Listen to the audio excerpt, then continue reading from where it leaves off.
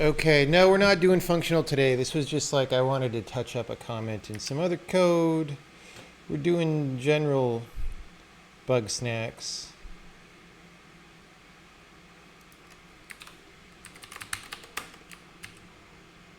Yeah.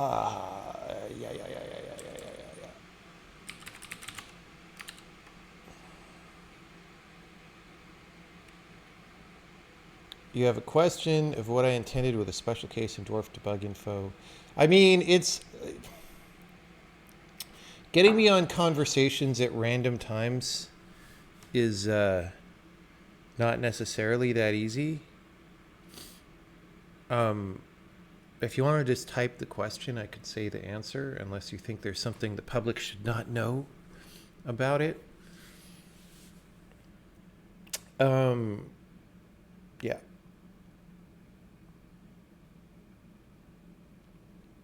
If I hadn't stopped doing demos, how many more would there be by now? Pi.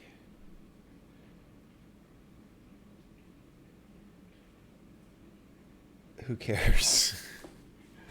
Who cares?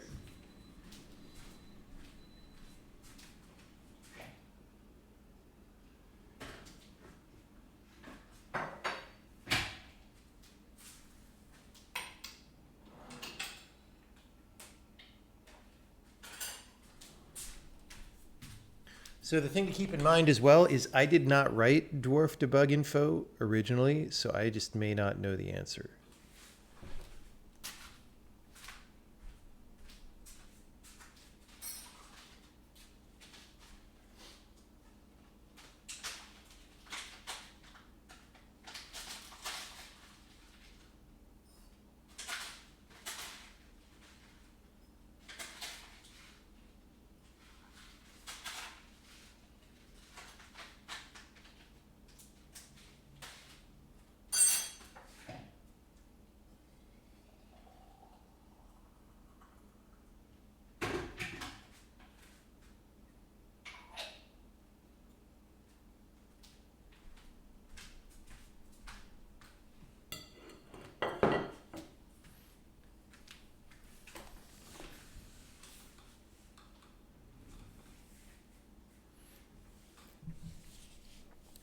Special case refers to stack trace node. Seems like a mistake.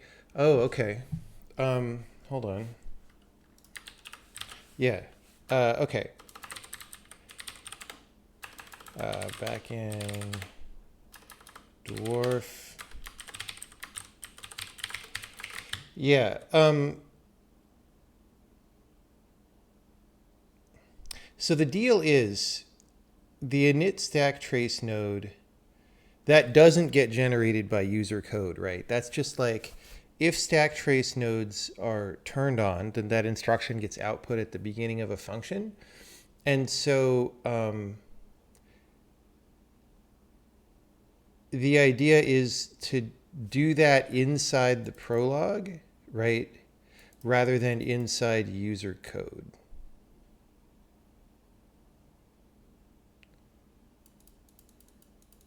Right. And I forget why, like I forget, I guess the point is by the time you're in the first line of the function, you want to see the code for the first line of the function, not for this thing. I forget exactly why that seemed like the thing to do. It is incorrect. Okay. Well, that was the intention. If it's incorrect, then I apologize to everybody for that.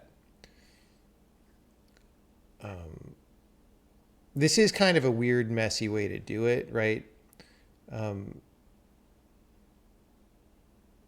yeah. So anyway, it was like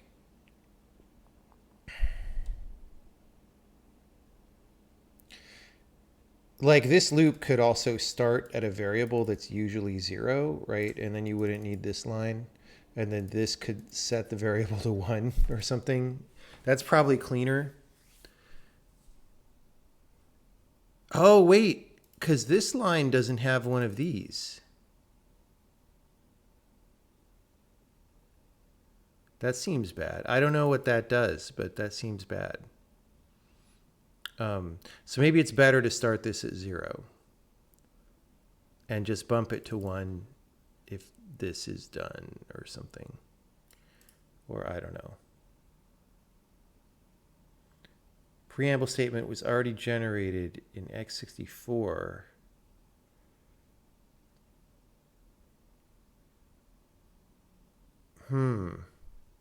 Okay, well, I'm going to trust you on this because I haven't looked at it in a long time.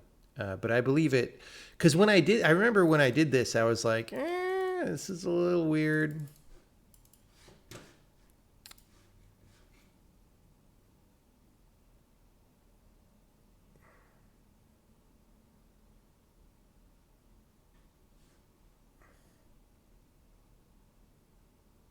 Special case for the stack trace node is no longer necessary. Okay. That also could be. It could be a case where this happened first. I mean, I guess you've been looking at the logs, but it could be a case where this happened first and then x64 changed later to make it better as well. Or to make it, I don't know what I'm trying to say. Anyway, I'm glad you know what's going on. That'll be helpful. I think the next beta I want to ship tonight my time. So if that gets in there, then that's great. Otherwise, I mean, it doesn't really matter which beta it goes in, but it's just always nice to have more fixes. More fixes. Okay. It was a gnarly first thing to work on. Yeah, I mean, this is the thing is what we need to do is we need to have tests for dwarf debug info that run somehow, right? Because again, like, you just can't expect things to stay working if there aren't tests for them, you know?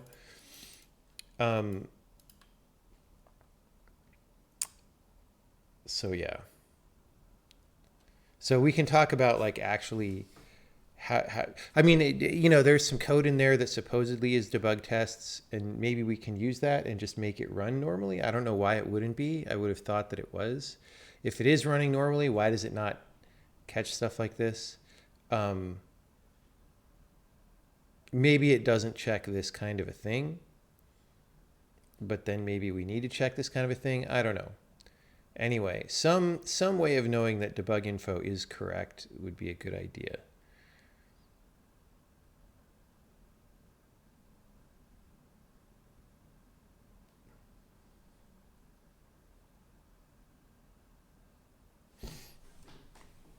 All right, let me get a thing.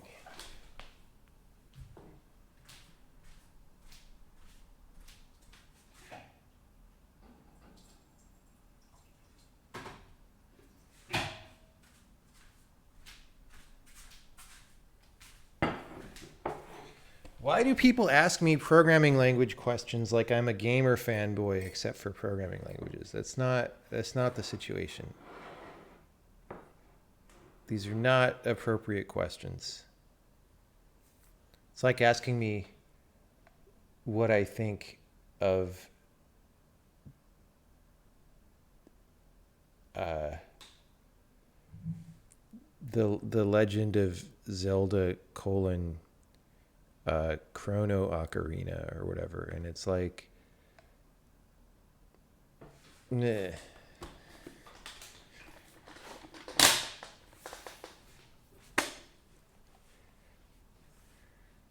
It is also like asking McDonald's guy what is his favorite burger, except no, it's like asking, I'm not going to say what it's like. Never mind. It's rude.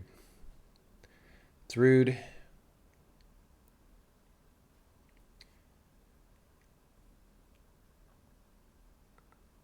What's my favorite? I wish I knew what was a good gamer laptop. I can't find one. Can't find one to buy. What if Zelda was a girl? That's what I want to know. Man, just imagine. Just imagine.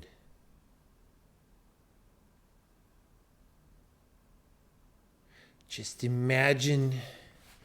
Okay, so let's actually Bugsnax. my first bug snack is I was doing some demo stuff for the beta, and there's a case in which type checking is not happening? Question mark. So I need to make that happen. The problem is right now, let me close some of this stuff. Problem is right now, this program compiles. It should not, this line should not compile.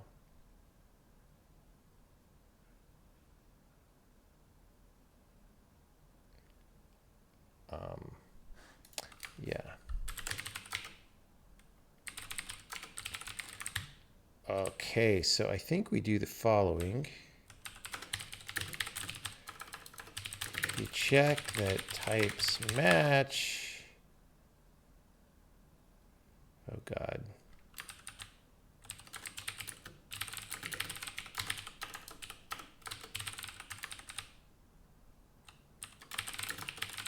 Let's just get it to compile. Change it. Low-hanging fruit first. Make it compile with different arguments. Is that, there's got to be a call to that somewhere else. Nope. Okay. Okay, so we're going to say check that types match.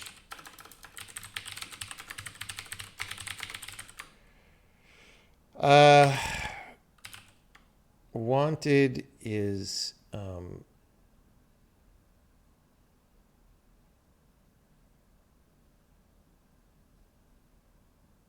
actually, we don't have the information.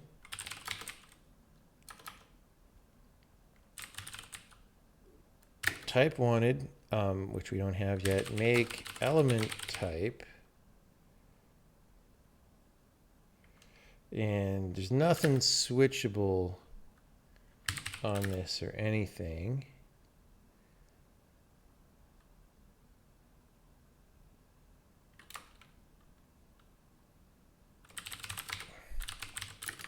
Okay, so null, silent check, yield upon. We're going to say that's null, and we're just going to assert that we don't need that. Okay, we need to pass in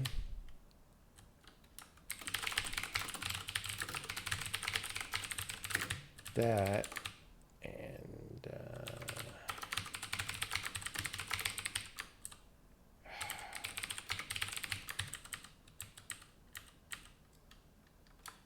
okay, so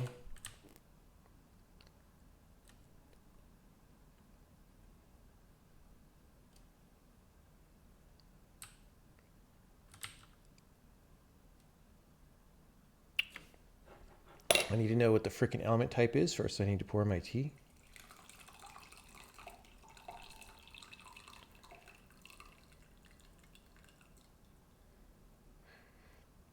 What is the mail for signing in for beta? You send an email to signinforbeta.com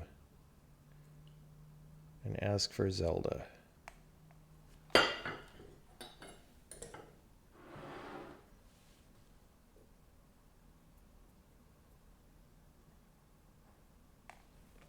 To you, it just seems that Jai will become what Zig is. Well, don't bother me.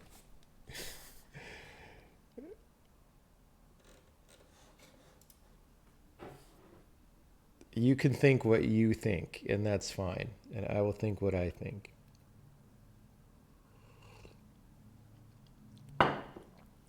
Oh, I steeped the tea a little too long. That's what I think, actually. I might have to put some milk and sugar in there. Hold on.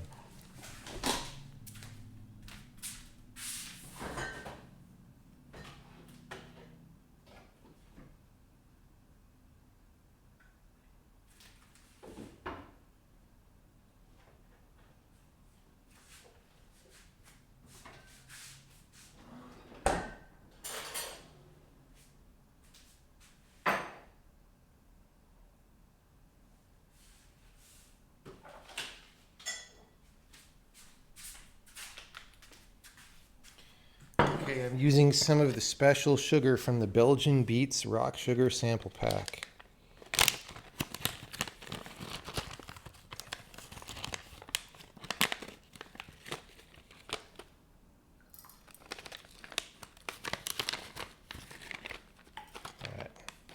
It's a good way to wake up in the morning.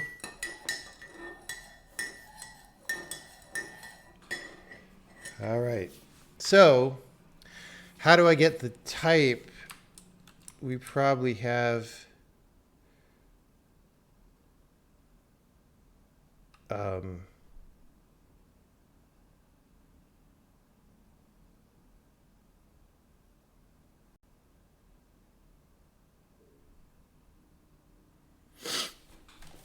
this is confusing me.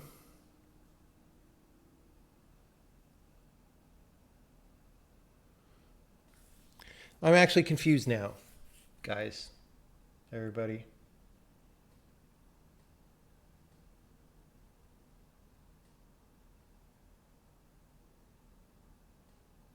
I actually feel like I'm starting to solve a bug that shouldn't be there. Like, I don't understand how it's there. So let's go back to this program. What if I do this?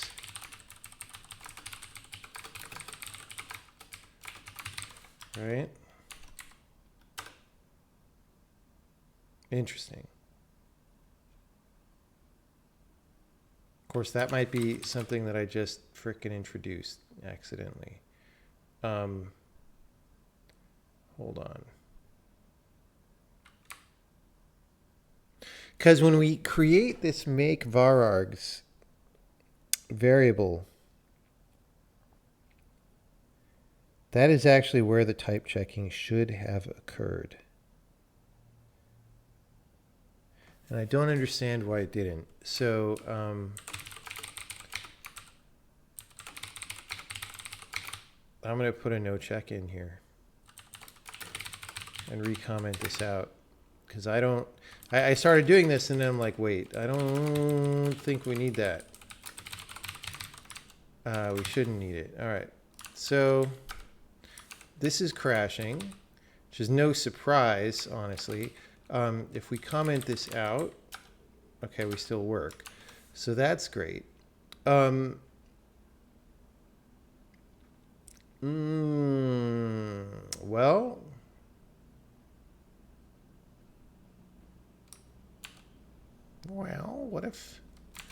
what if Zelda was a girl? Okay, so we're gonna look for, where do we make this?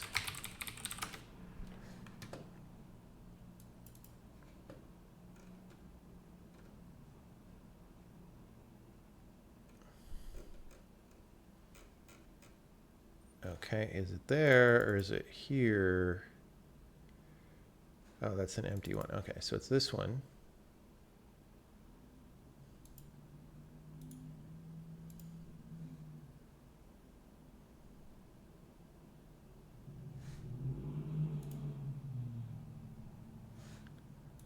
Okay.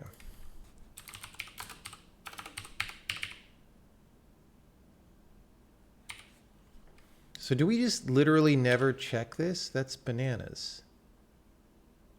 We would have noticed that bug, I think, if that actually was the bug, but maybe we didn't somehow? No, we must. We must. Okay, this is too many breakpoints. Stop with all the breakpoints.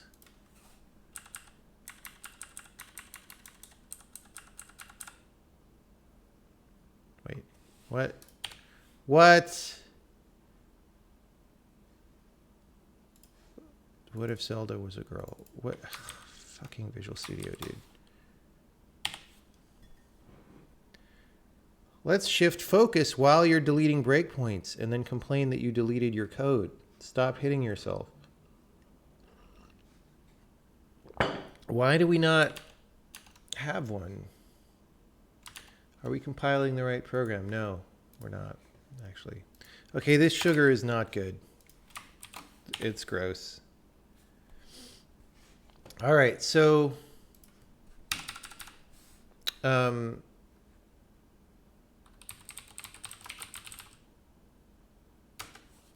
this vargs result So we're going to set this.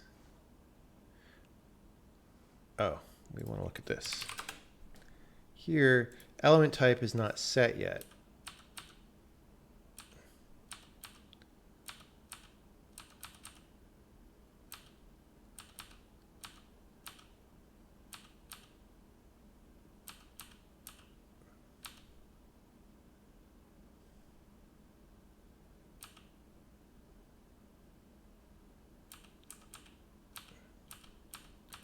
And then now we don't even...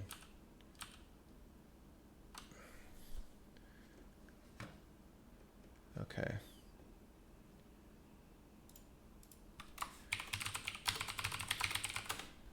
It probably gets set before the end of the function, but let's just see where that happens.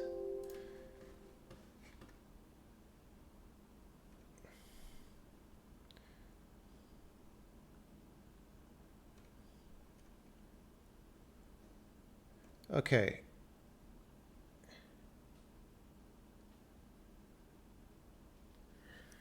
What?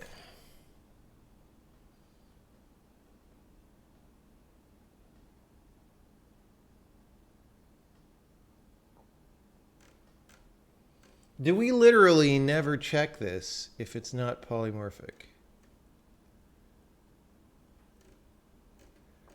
That is banana. Wait, that can't be. That would be banana llama ding dongs. That would be so crazy. Okay, hold on.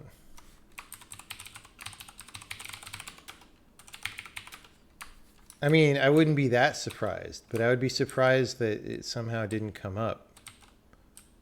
Like what?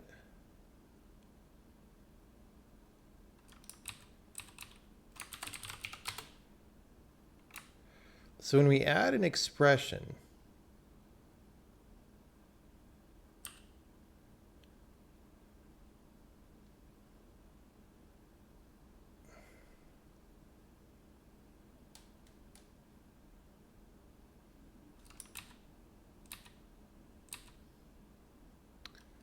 okay, so I guess this function, this is the weird thing, is this function isn't really about type checking.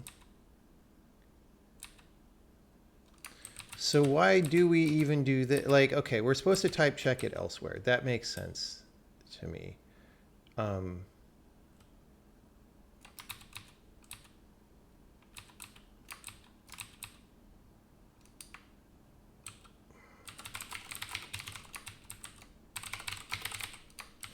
So what is this about? Here we set varg's element type, but it's temporary. We set it later in type check arguments helper. Sometimes we might want to know the element type because it's defined by the caller.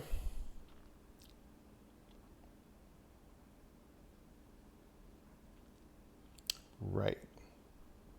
There probably is a cleaner way to do this, but okay, so I kind of get that.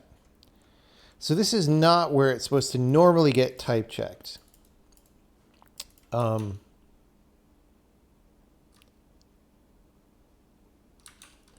Like in this program,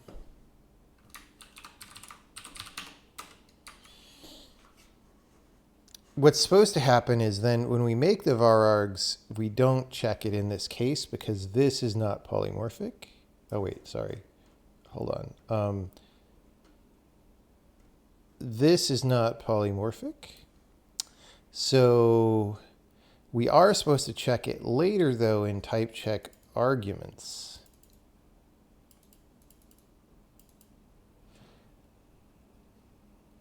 Okay. This is extra silly because I didn't even have the right line. Okay, so that's still compiling. So in type check arguments, I just want to know for line 5,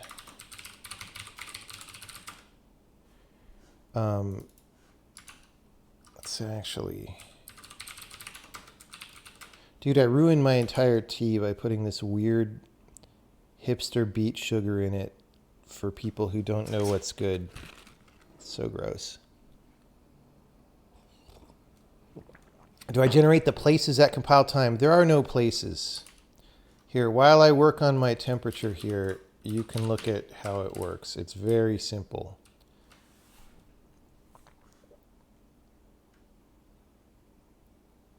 There are no places.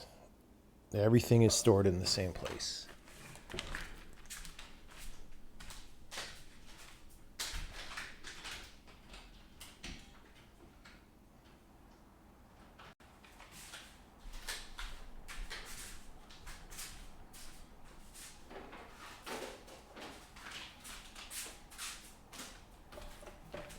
The rest of the hipster beet sugar has been thrown away. It can go.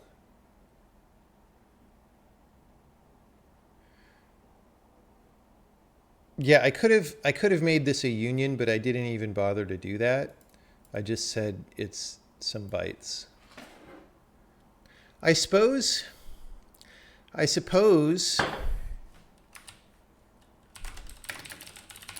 it would be more debugger friendly to make this an actual union, not just some bytes.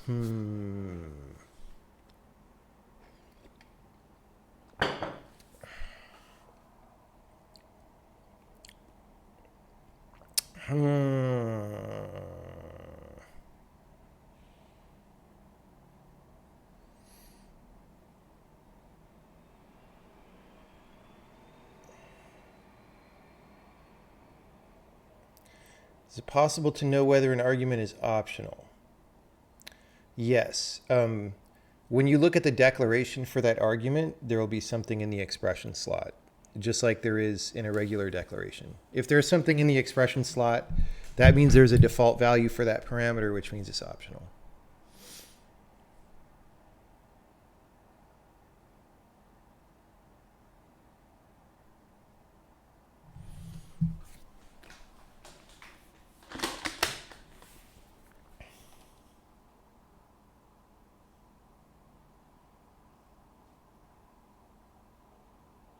Specifically,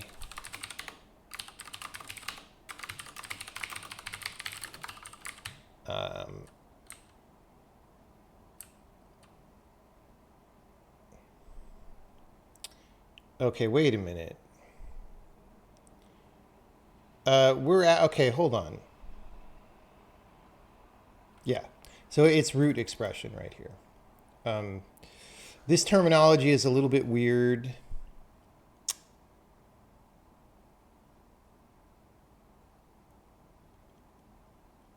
Honestly, maybe this should work differently than it does, but if this is set,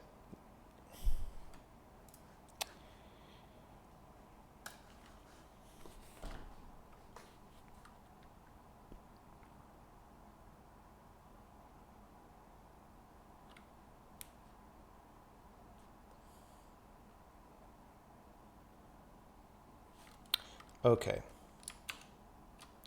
So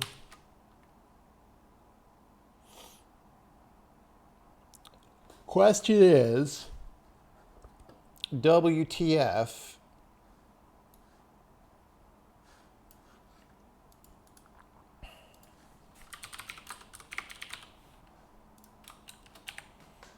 now we might get here for some calls in like a basic or something. No, okay. So we're making the varargs there. Oh, really? Maybe because it's a struct? What if I do the following? What if I say Foozle is kind of like this, but not a struct, right? Like if I do that, will that type check? Yes. Okay, so the problem is specifically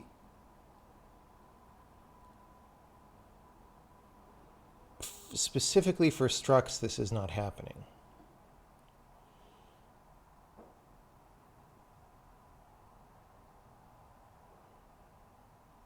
Which seems real bad. Oh, like what?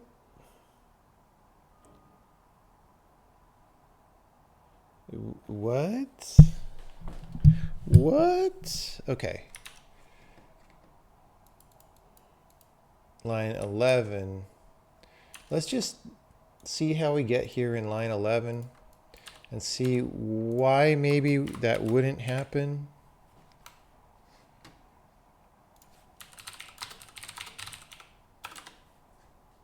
Okay. So this is the procedure. Oh, we're type checking one overload. Okay. So this is a totally different path. We need to go to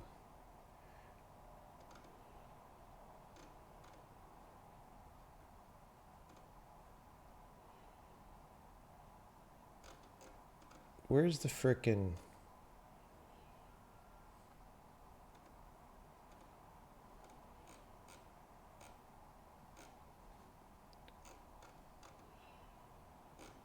okay.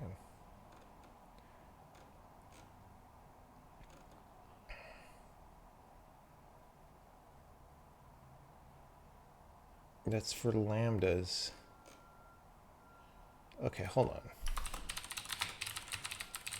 Like what? What? Okay. So this call is now, is it still line 5? No, it's line 9 is the one we're looking for here. This should have been simple. And I'm just still don't know what's going on. Did that even go in? I accidentally clicked in an extra place, and that's very dangerous. All right. Okay. So type check arguments helper. Great. Varargs info. That's got to be set, right? Oh, God. What? Okay. This is not correct.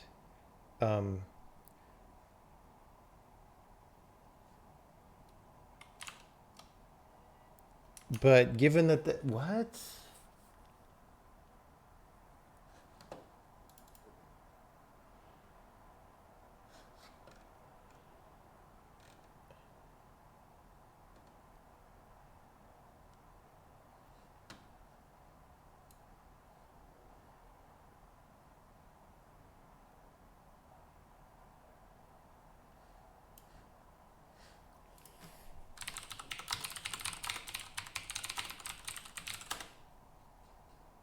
Okay, this is like somewhere different.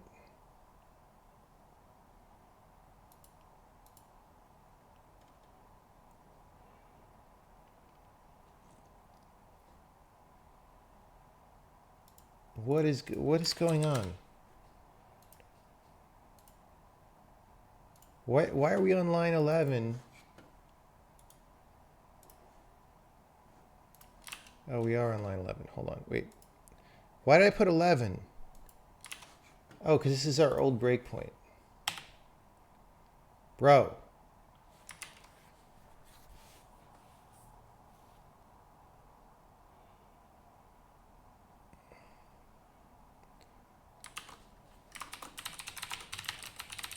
What is even happening here?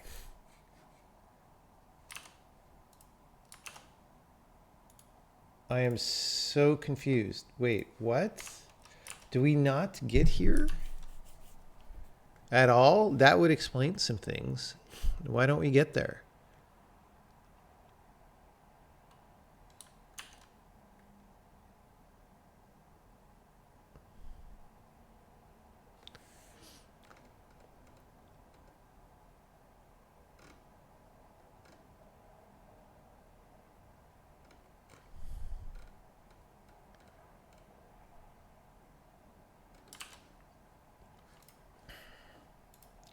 How about if I look in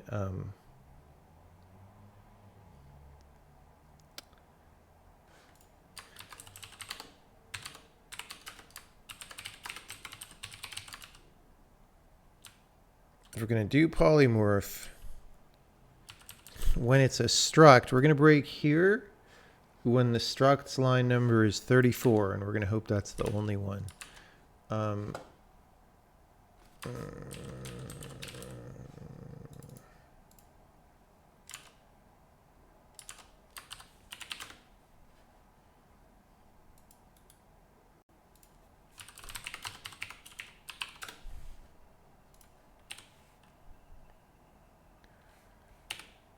Okay.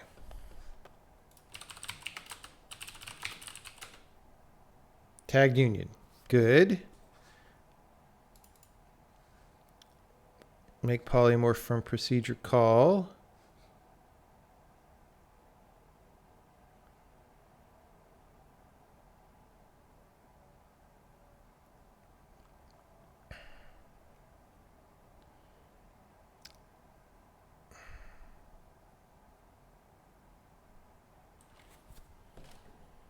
Okay, so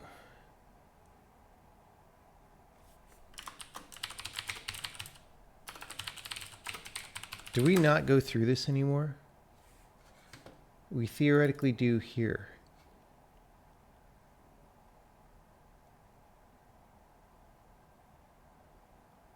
But like, oh, maybe if only if it's not polymorphic. Which, ooh, I'm kind of uncomfortable with that. Not gonna lie, kind of uncomfortable with that. Okay, so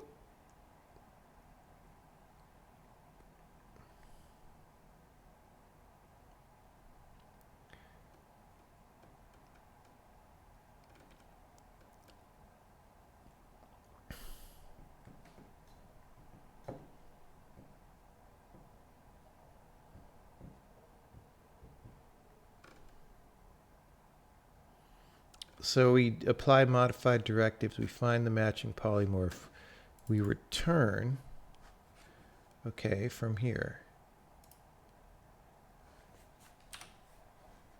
We get a result. It's a poly proposal.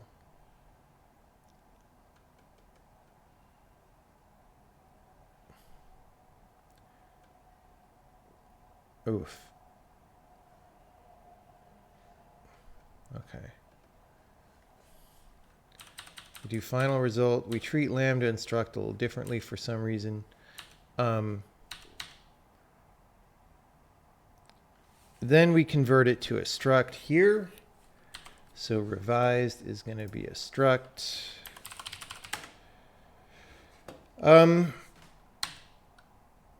We substitute the call. And yeah, we like literally never type check the arguments if it's a struct. WTF.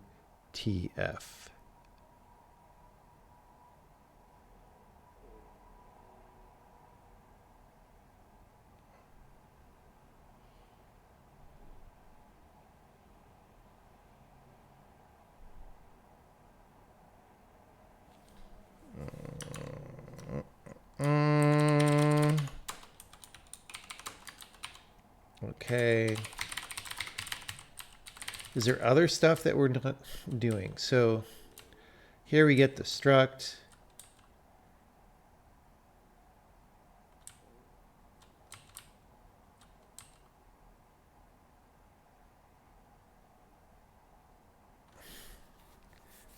Like, wait, what? Okay, I need to start making a piece of paper list. I need to write down on the piece of paper list, does this ever get called? And if so, why? Because, like, this doesn't look to me like it does anything anymore. It used to.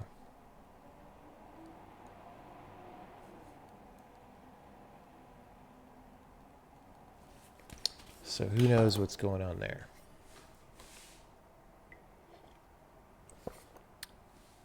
Ah, this sugar is gross.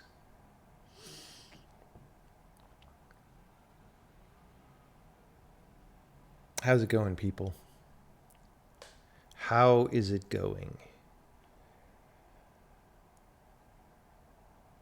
I think it would be fun to delete this whole function. Look at all that garbage. It be going. All right, well, good. Good.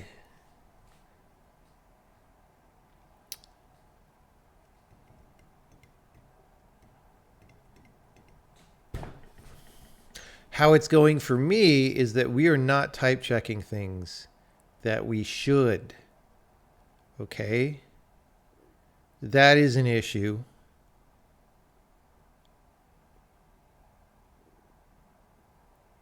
That is an issue. I am not going to lie.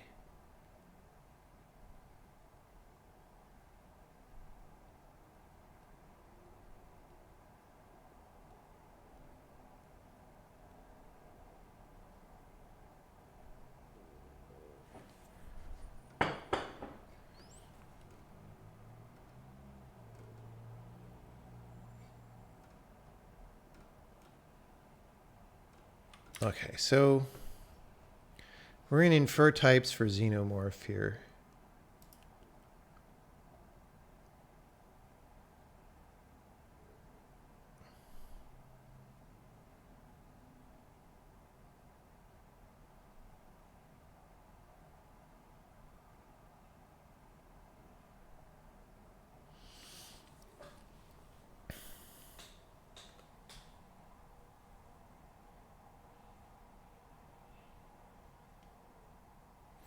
And I guess what happens is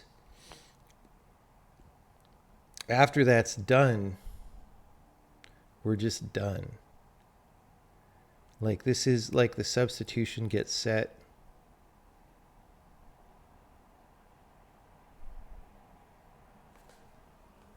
Technically it's dynamically typed. Well, I would say in limited cases it is dynamically untyped.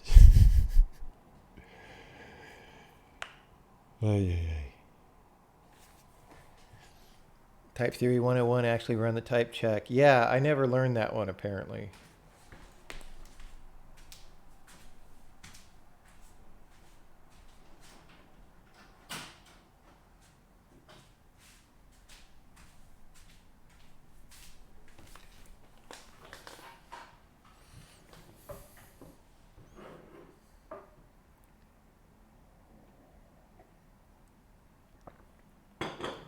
Okay, so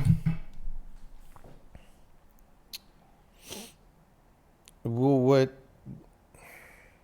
I could just insert a type check. That's kind of silly, but we can at least make sure that that solves the problem. And then figure out where it should go.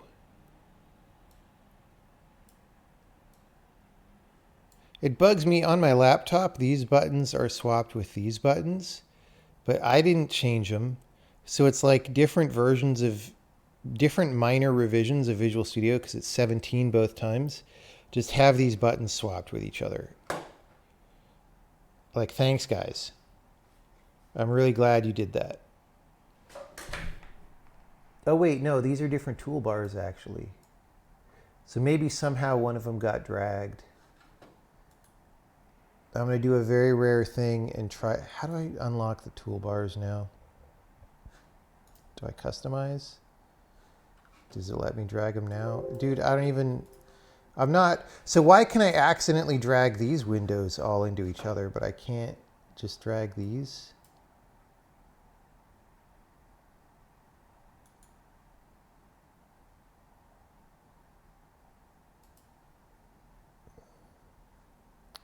This program sucks, dude.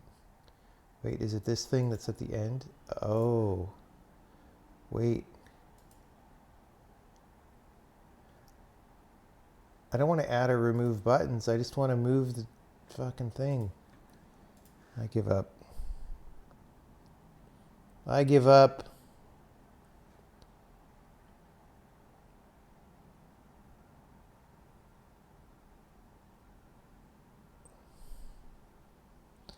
Okay.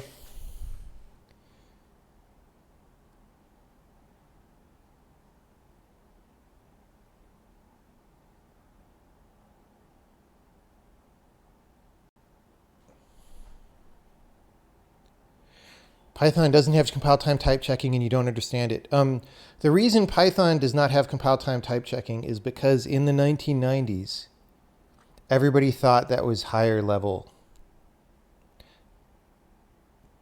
That's why. Everybody thought that was better. No troll. Well, you could put everybody in sarcasm quotes, but a lot of people thought that was better.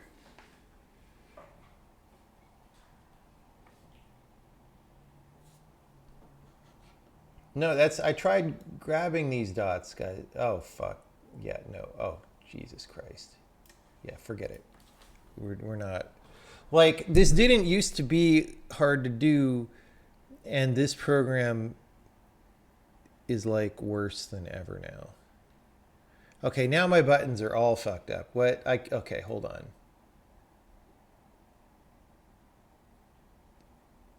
Like, how are they this different between minor revisions of Visual Studio? Now I gotta put these back.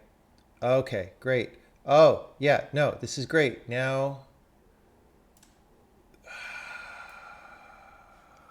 everybody's fired.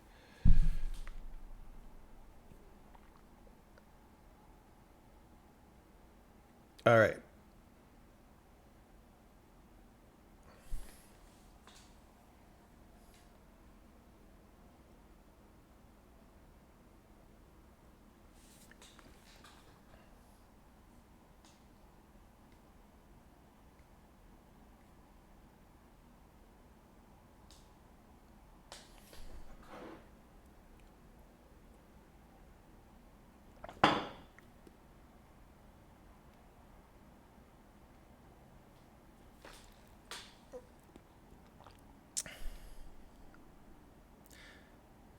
Guys, I swear this is not an exaggeration or anything.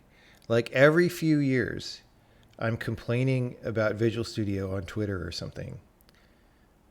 And somebody from the Visual Studio team is like, hey, I just joined the Visual Studio team. I want to help out in whatever way possible. Let me know how to help out. And then I let them know. And then I never hear from them again. Or later they're like, well, we can't do that. This has literally happened 3 or 4 times. Last time it happened, I just told the dude, listen, I've done this too many times to bother giving you feedback. Like, and he was really insulted, but I was like, look, I can't waste my time on this anymore. Casey has a similar attitude, by the way.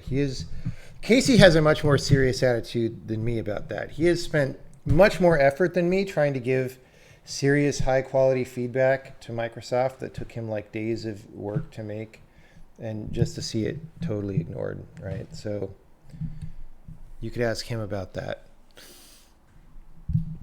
What do I think about the 64-bit Visual Studio 2022? It's great for Microsoft to finally be in the year 2012.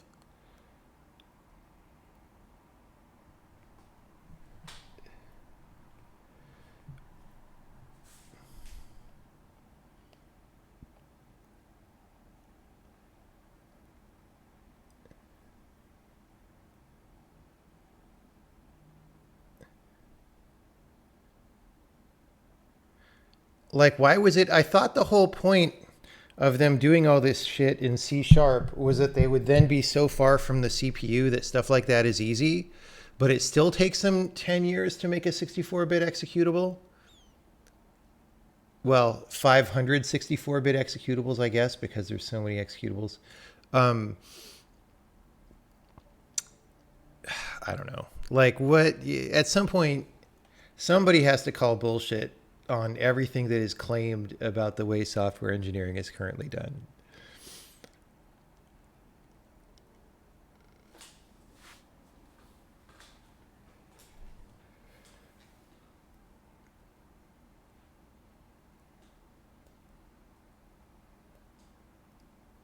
Premature optimization is the root of all evil. Yep.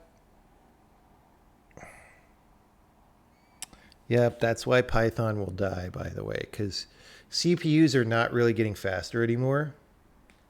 And unless you can parallelize you just won't ever get any faster, and Python can't parallelize. So Python will never run faster, never quote unquote run faster than it does today, while other things will. I mean, it's already hundreds of times slower than everything else.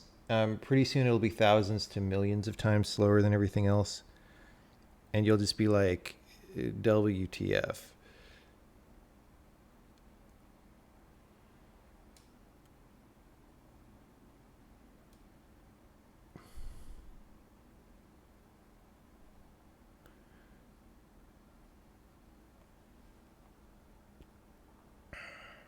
Yeah, I mean, dude, reserving an array is so easy and so not complicated and so does not add bugs to your program. It's like among the biggest, easiest, low-hanging fruit in terms of performance. So like if people are giving him guff for that, I don't even know what to say.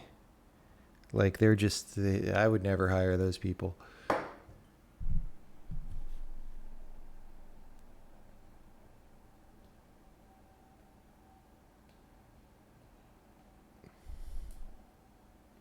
Their JavaScript videos mentioned complex game engines. Yes. Yes. As we all know, Call of Duty Warzone is written in JavaScript.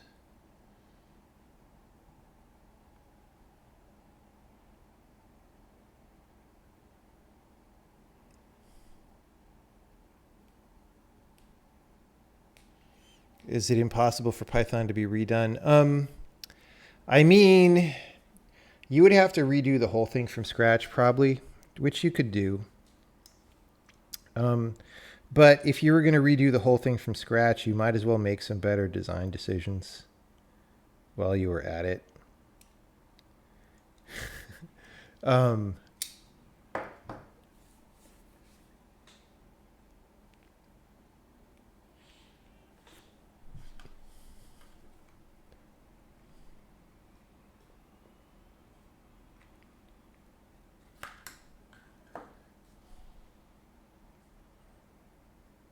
Right click and customize. Yeah, I tried that. I couldn't figure it out.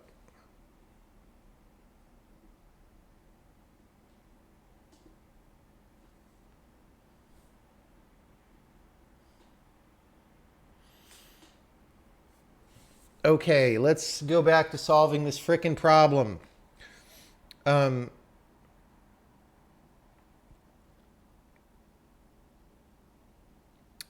So recently I basically totally rewrote polymorphism for structs last week, and post polymorph type checking was left out, which is bad.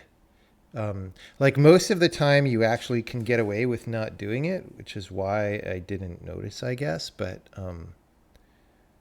like implicit casts are going to be missing, which I guess most of the time you don't have because the things are frickin' constants, which I guess is why it kind of works. Okay.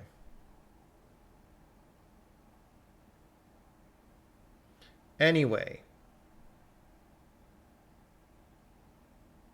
the place where I was in, nevertheless, the place where I was inserting the type checking is not the proper place to do it. I'm kind of not sure exactly what is the proper place to do it now in the new structure. Probably.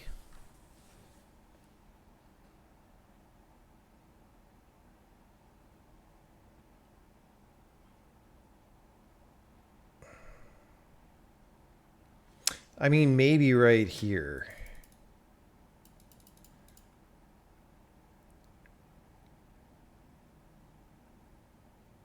No, because that's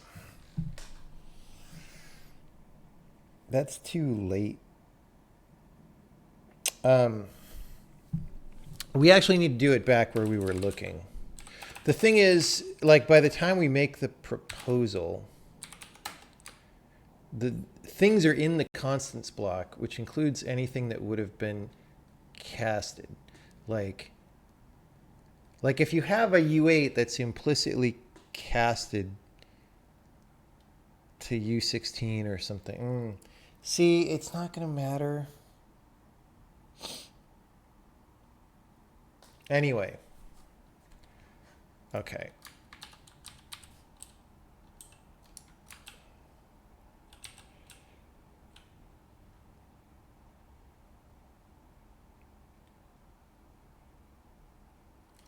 So we do this do polymorph.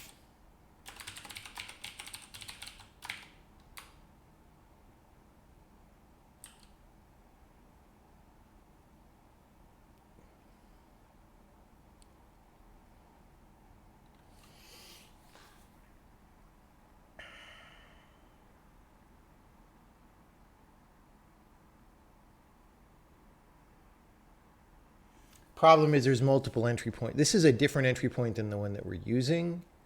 But like if this one also doesn't have that type check, well, that's not good.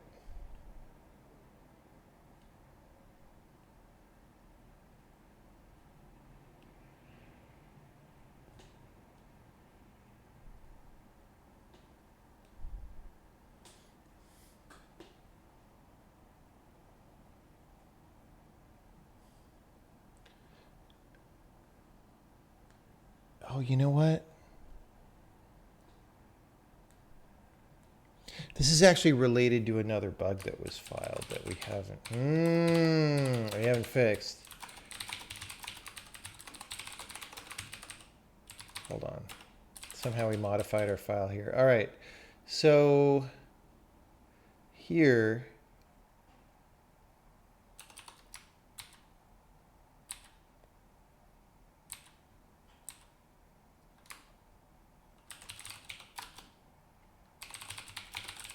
where we set the element type,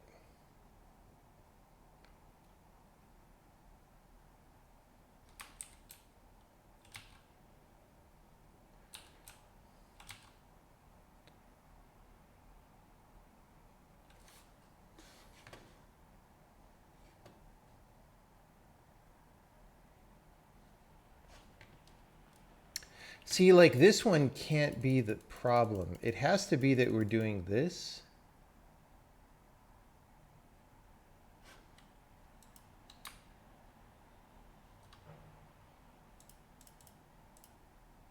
Okay, hold on. Hold on. Like which one of these is even happening? Let's answer that. And I probably deleted my breakpoint accidentally.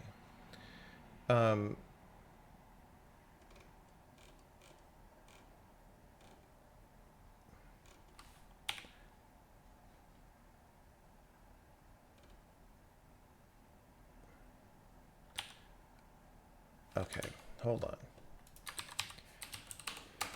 We want a make varargs on line 9. Let's comment this out so as to avoid confusion. Line 9.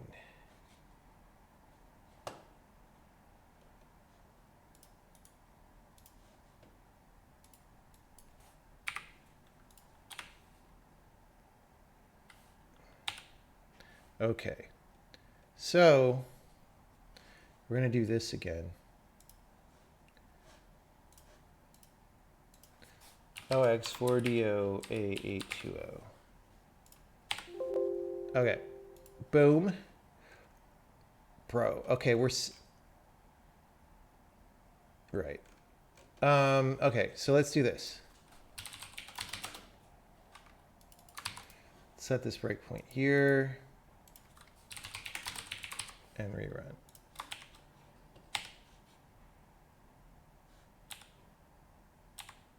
Okay.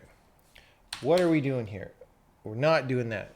We're doing this. Okay. So we're setting the type. So I'm just going to put the type check here and put a note that maybe it's not the best place for it. 2092.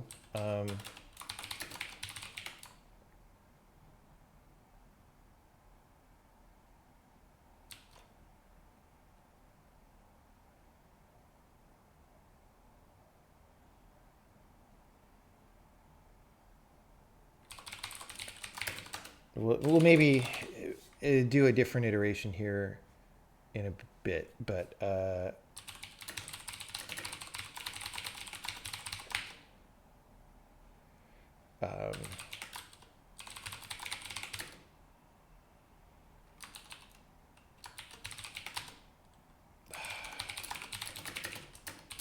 C++ sucks.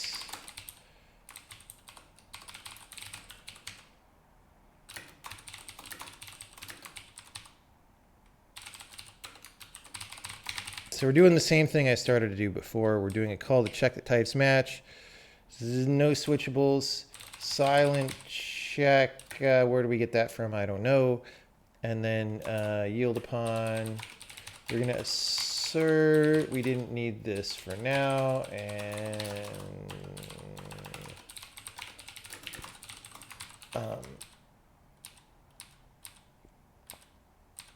so silent check is passed in. Okay, great. So that would report an error. It's just, it may not have enough context to it to be helpful to people. Type definition from asked. Argument, wait, it's the wrong. Oh,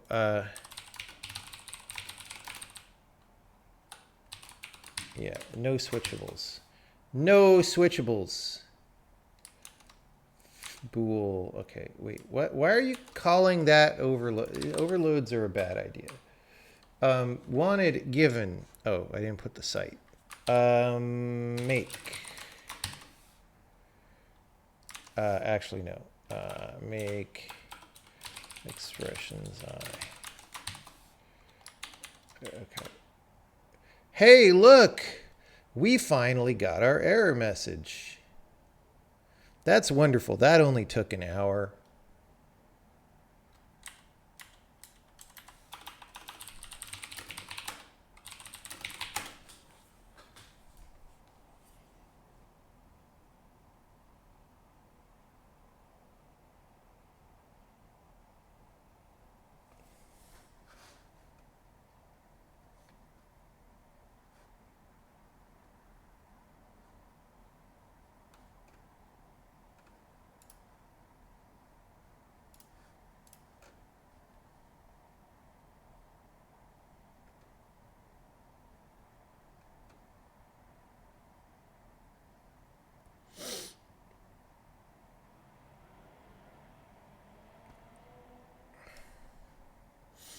We have not looked at the Witness PS5 thing, so I don't know what the deal is. Like, we have not re-released a PS5 customized version of the Witness, so whatever is running there is like whatever Sony does to it.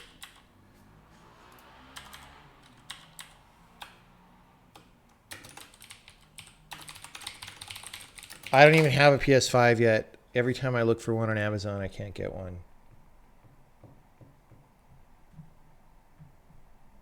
We have development kits.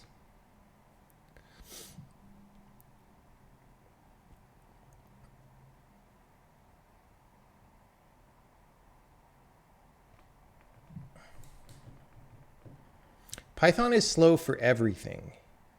It's not just slow for game development. It is slow for fucking everything. Whether or not you care that it's slow is your own issue, but it is slow for everything.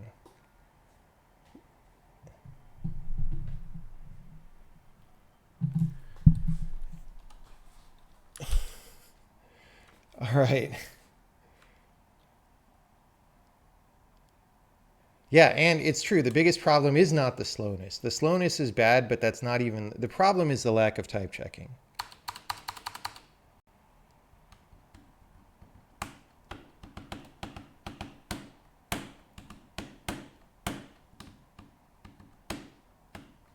Look, if you don't think Python is slow, you don't understand how fast computers are. Don't Lamau in response to that.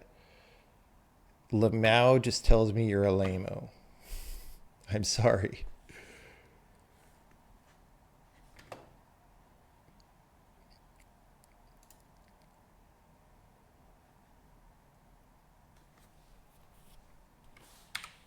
Python is really not a good programming language. Like I understand why in the 90s people thought it was. I was there. I thought that kind of language was good. It is not good. The only reason people think it's good is because they don't know what's good and it's popular. And people think popular things are good. That's it. Okay, that wasn't even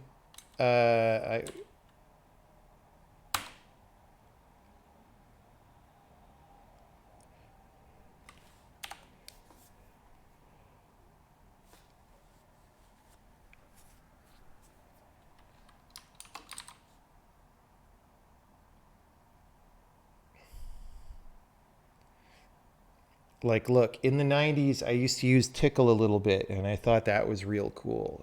I wouldn't be caught dead using that language now because it's so bad. But I thought it was good because I didn't know better, right? Tickle is worse than Python. So, yeah, I mean, I didn't know.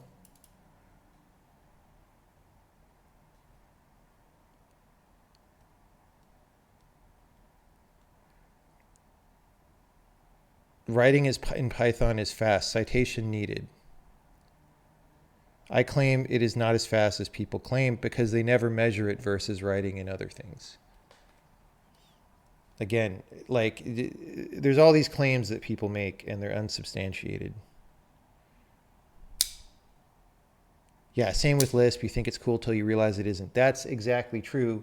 Except Lisp also has like the 1960s functional language cult mysticism around it as well. So that gives it this extra aura. And Paul Graham still thinks Lisp is good, so I don't know what to say about any of that. He like still thinks his first startup succeeded because he did it in Lisp or whatever. Okay. So we are passing all the tests. This is good.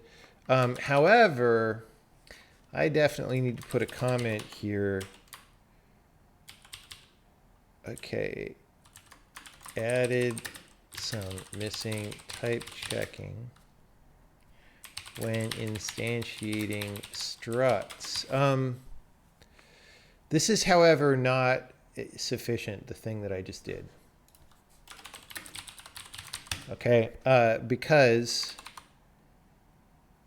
okay.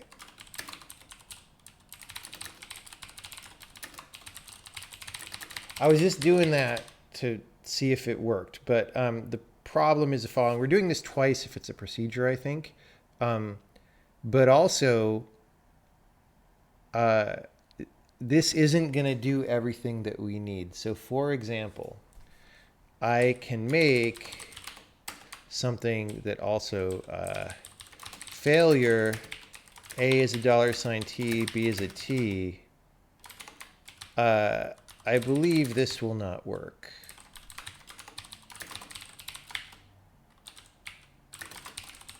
Like, I think that will type check when it shouldn't.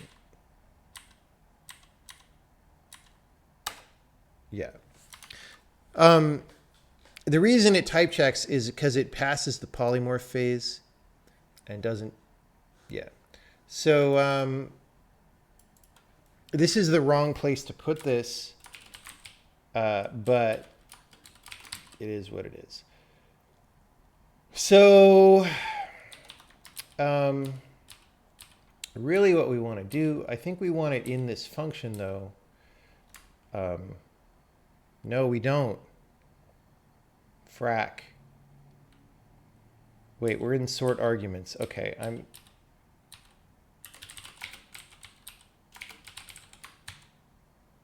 okay, hold on. When we get here, where are we here from?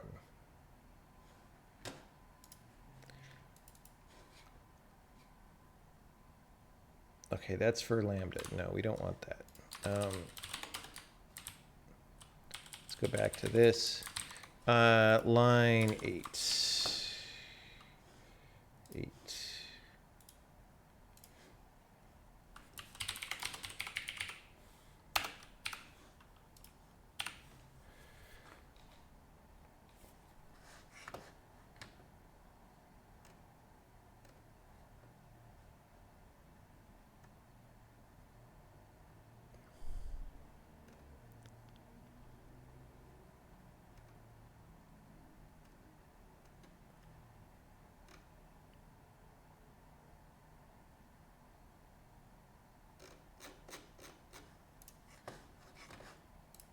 All right. Um,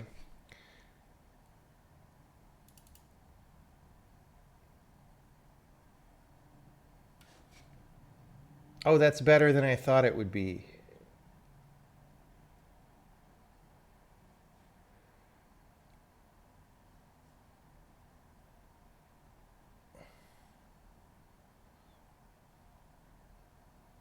Okay, so the problem is we need an extra step here. Actually.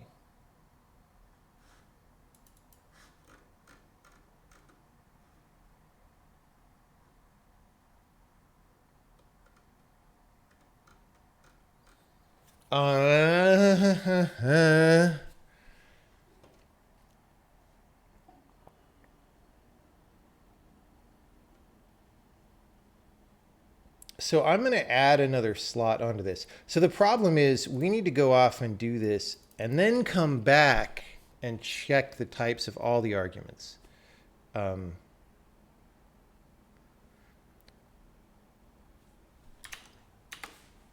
so we need to like yield and return. So first let's add that part.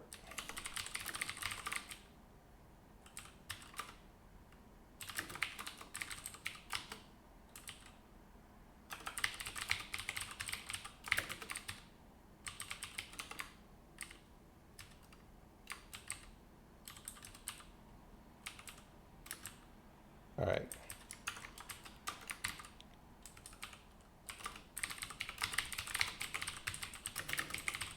So we're going to return false. And then next time we call this, we're going to return true. Okay.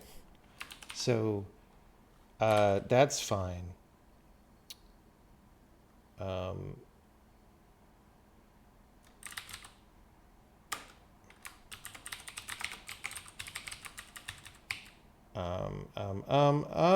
We need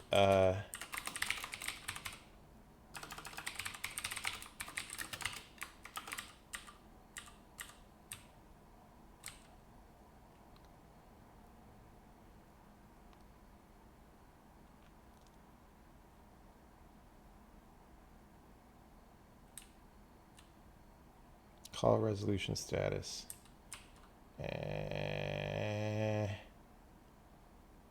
Yeah, let's put it there.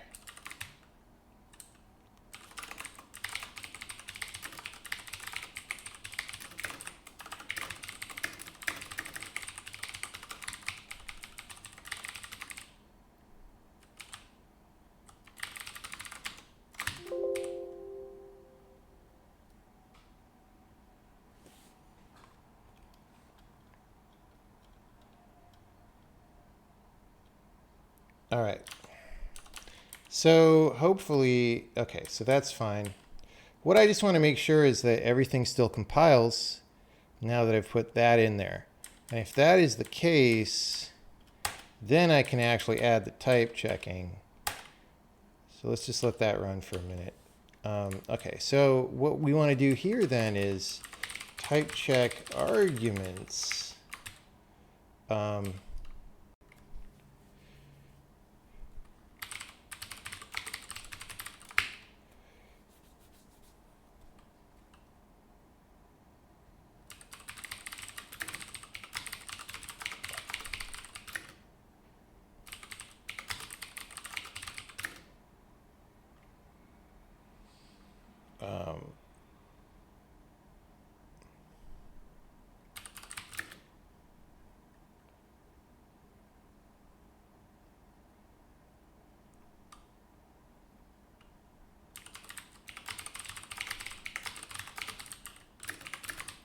I don't know about these call flags. We'll check this in a minute.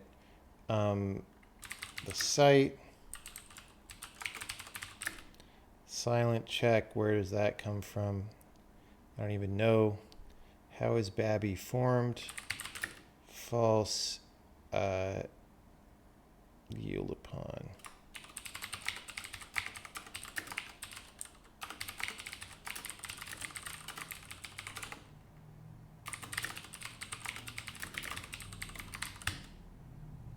So the declarations are struct's arguments block.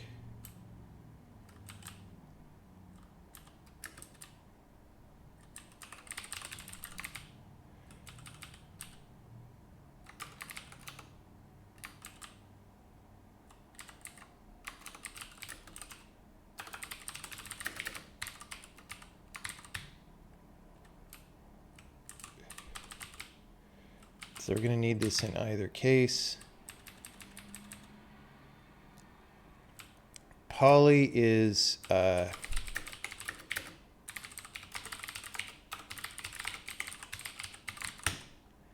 this. I don't know. Declarations, right? That I called that arguments. And then silent check. Where do you hurricane get that? It's on the polymorph. Good. Type check arguments.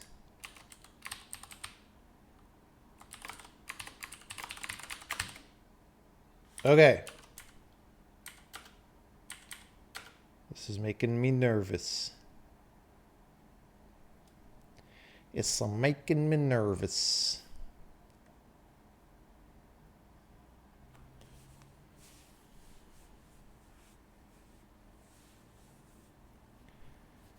It's making me nervous.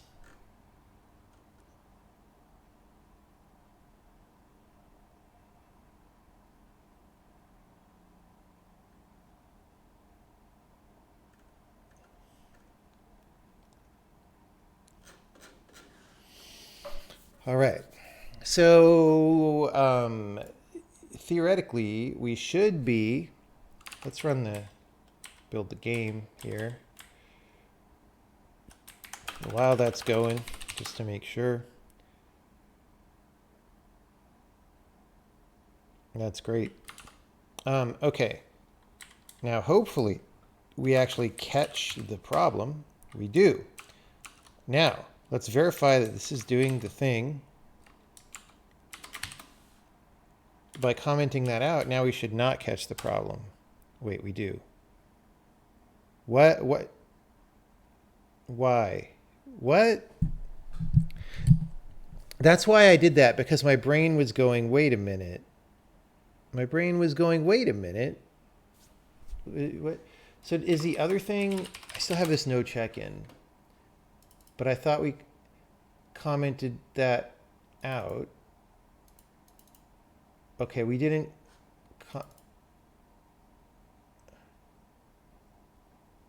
I'm really confused. Oh yeah, this was the very original thing. Yeah, that's not right. And this one's not right either. I had thought that I had commented this out, but that might have been, hey, remember when I said, oh, for some reason I modified the file? It might have been that. Okay, so hopefully we don't catch this error. Good. Now, hopefully we do catch the error. Nope. Dang it, bro. Okay. That's bad news bears. Why does that not happen?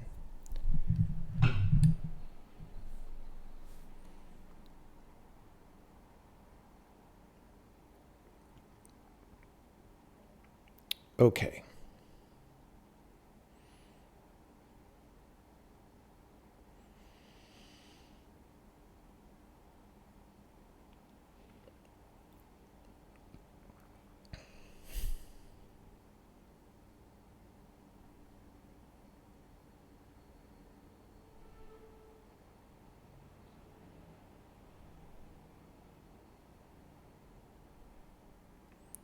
Couldn't be anything to do with silent check. It actually could,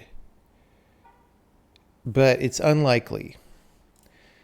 It's unlikely. Let's just say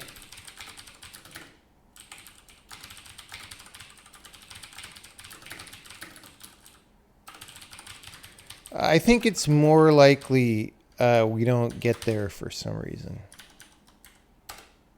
Yeah. It is, I think we actually don't get to this line somehow.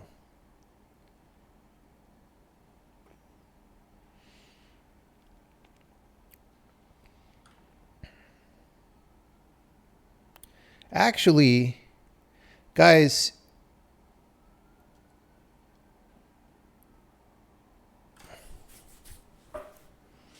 or maybe some of the flags I'm passing in are not right. But I just realized also, though, we actually don't need this frickin' yield in here.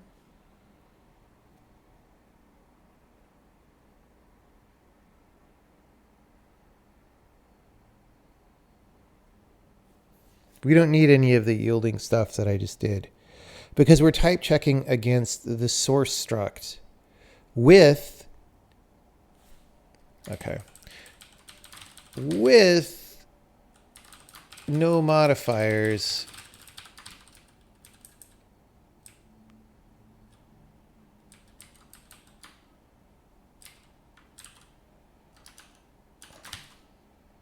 So like we could just do it there. I feel like this still isn't going to work, but oh, it does.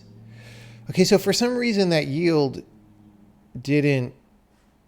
Oh, because we're setting the inferred type on the polymorph. That's why. I bet we set it up here somewhere. I don't freaking know.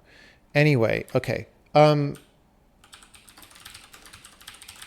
We don't need this actually.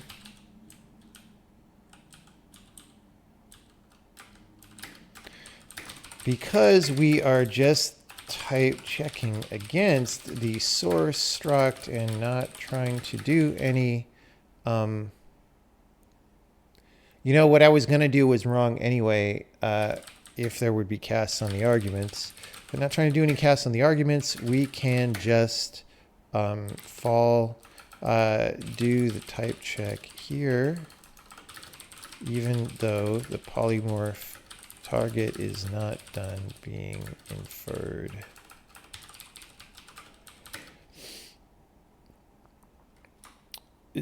That's this situation might have to get more complex in the future. Okay, this is good. This is good. This is good. This is good. This is good. Okay.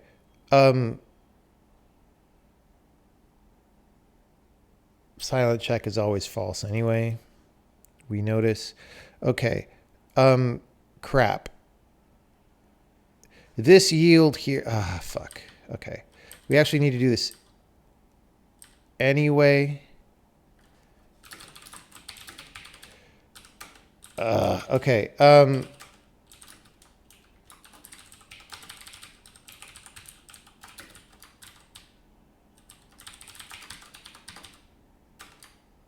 Because of the yield.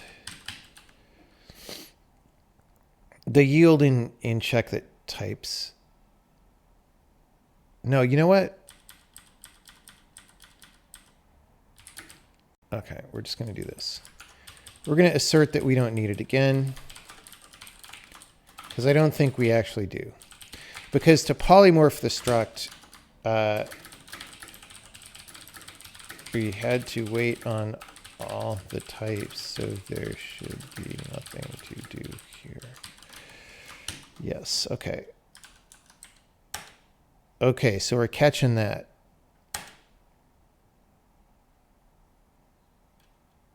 We're doing that. And we're doing that.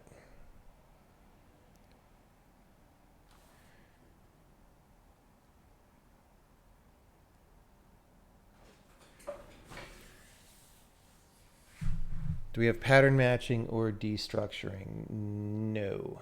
I mean, yes, at user level. No, at language level.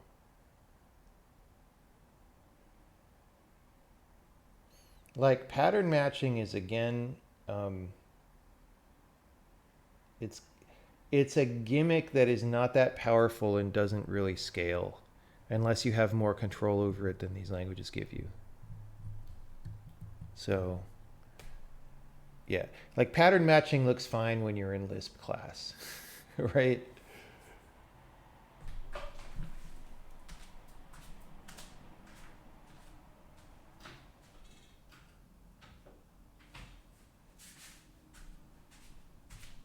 The reason it's better at user level is because when you can write the pattern matching code yourself, you can modify it to handle arbitrary challenges that you face, which you can't really do when it's built into the language. Okay. So now if I go back here and I try failure, that also should fail because it's failure. It doesn't.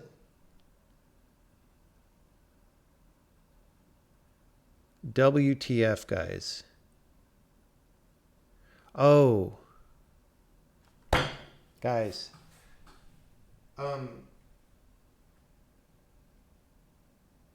Yeah, okay.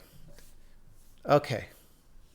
These are two different cases, right? So remember, this tagged union thing is not polymorphic. I can't believe this is taking this long. Like, this feels like it should be simple, but it's literally an hour and a half so far. Oh my God.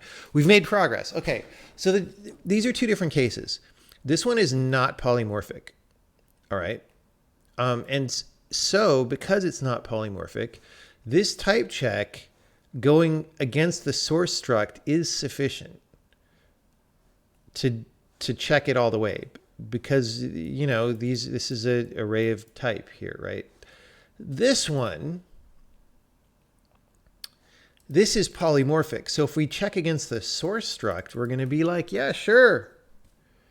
It's because until we polymorph this, we don't really get, how do I put it? The polymorph process just solves for the variables. It doesn't do the post check to make sure that all instances of those variables are consistent. Maybe it should, like maybe it should be restructured so that it does that, but it does not do that.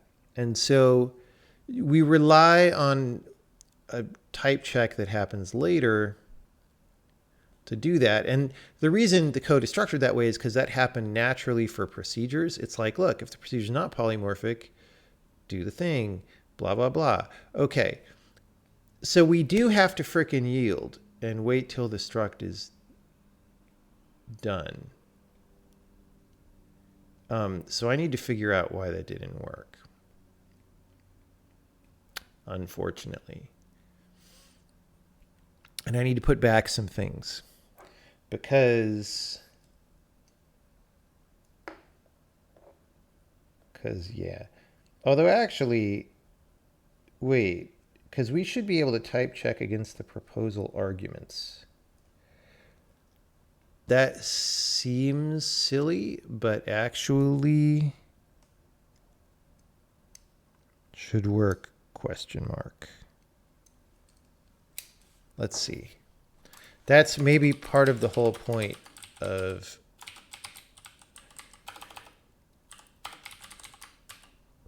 the proposal system.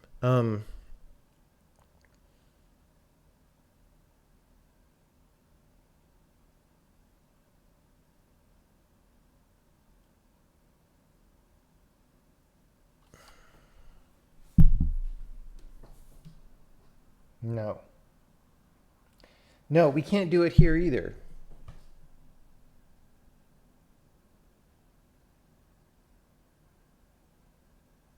Guys, I can't even put it in the place where I'm putting it.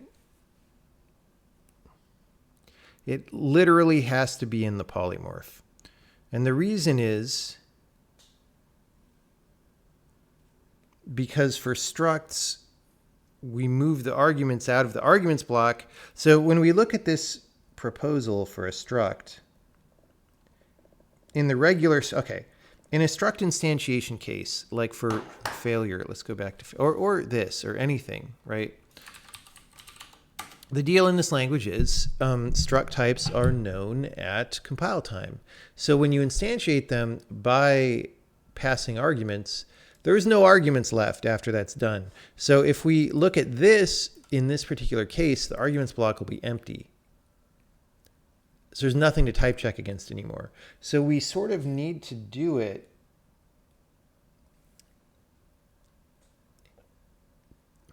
in the place where we have the proposal where we're about to make the struct.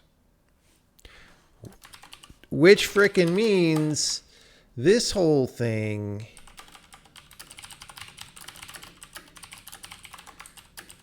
dang it, bro. Okay, so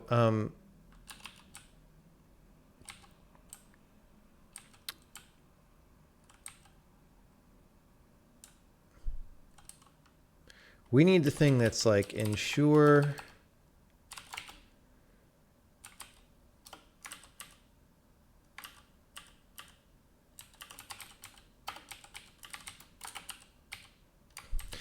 any proposal is converted to its target type. Okay. So like here is the place to do it. That's for lambdas only. The reason I didn't want to do it here, that seemed unappealing to me, is there are several entry points for this. That's lambdas only, so that one's taken care of. For structs, there's two. There's the one where you do it via a call, and there's one where you do it via a bake directive. This is the call one, I guess. Question mark, yes. So we do a make polymorph. We maybe yield. We do the proposal. And I guess we do the type check here.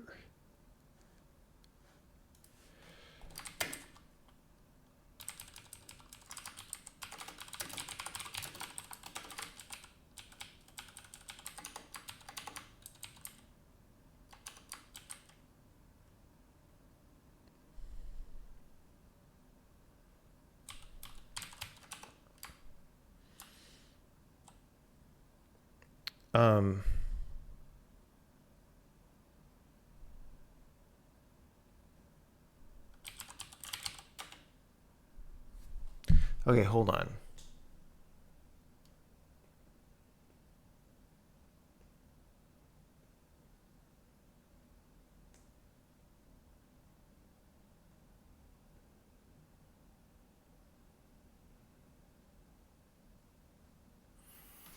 No, I can't even do it here because, like I said, see, this is one of these things. Sometimes programs are just not structured to do what you want to do.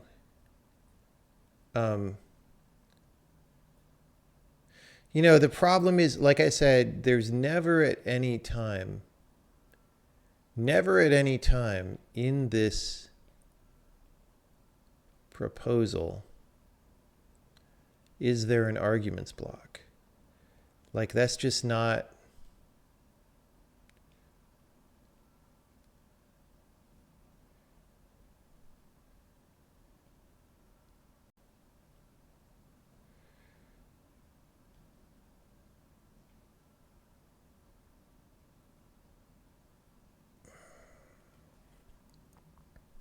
I think we have to type check it inside make polymorph from procedure call, which is a crappy hack, but I would be happy enough to do that for now. And fix it in post. Because sometimes you just don't know what the structure should be. And it's like, oh, later on it's like, oh, I see how to do this more cleanly. But sometimes you just have to solve the problem. All right. So here, this is where, yeah, remember this? We were looking at this before.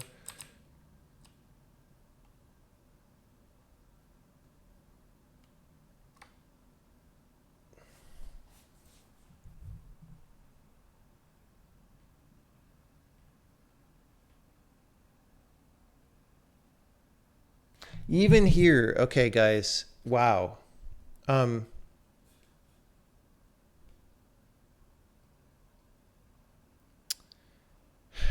Even here, there's nowhere to do it. There's just nowhere to do it.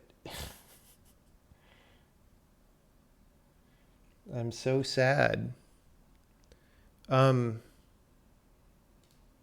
Okay.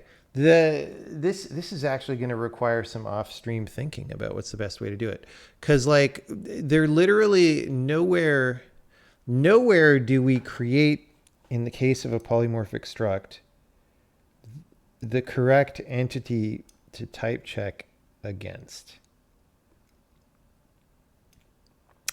We need to... This gives me a really interesting implementation idea for the compiler, guys.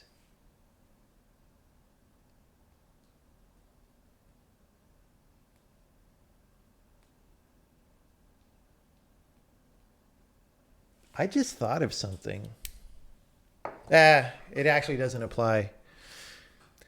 It actually doesn't apply to many cases right now, it seems like, but something just occurred to me that makes solving this problem easier. But nevertheless, okay, the issue is the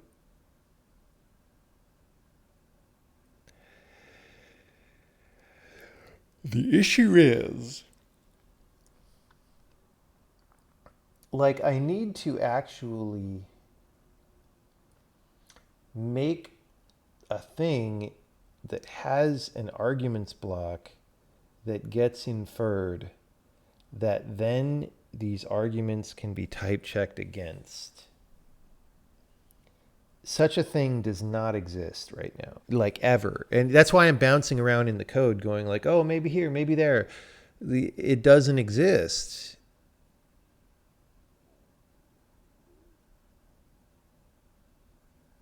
So, okay, well, this is a good discovery. So I'm going to leave this here for now. And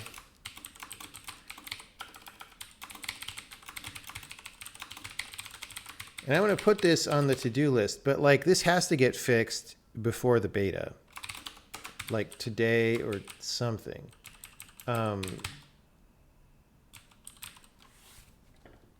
Okay, but I could check that in. I mean, I'll make sure all the tests pass and stuff. I can check that in as partial progress. Because that does catch some cases that we did not. Oh, wait. What?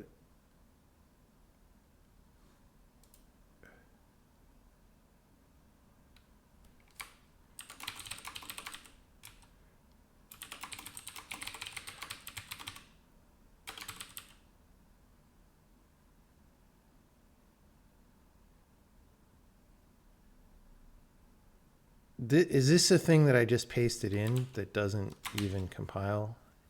Yeah.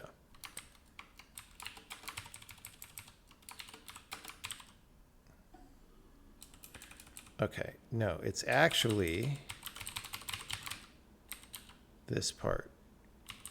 Dude, it takes like 1 second to edit this file when I paste something. It's so bad. Okay. We're going to rerun the test. We're going to check this in.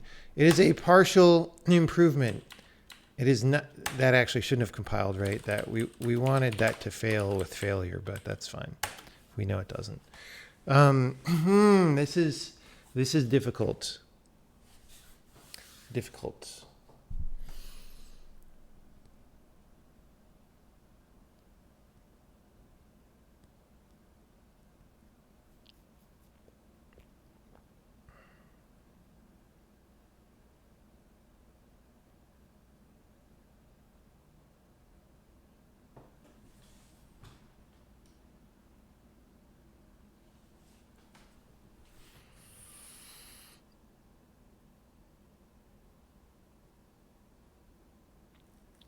Okay, well, we can check that in when this test run finishes, and then maybe do this thing, which, like, I'm not sure why we're doing that. I don't feel like we should do that.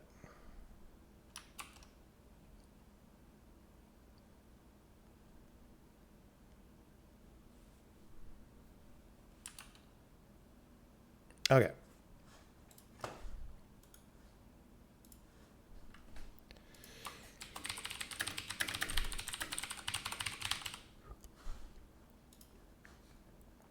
Dang it, man. Interesting. So with polymorphic structs, we need to make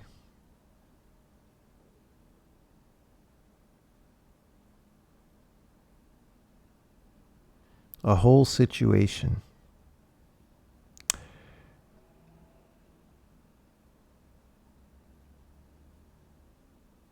We need to make a whole situation.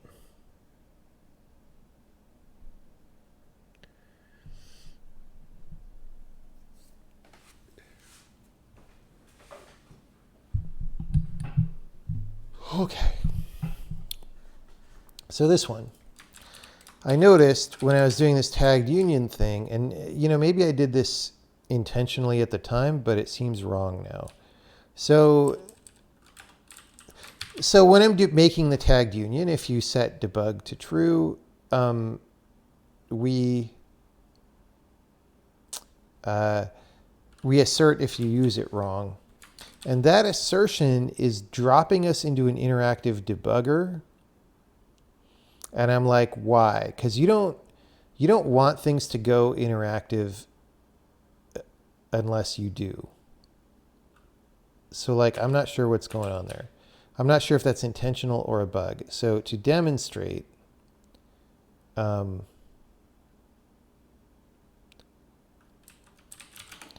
go get rid of this failure. So this is a tagged union that could have one of these types here, right?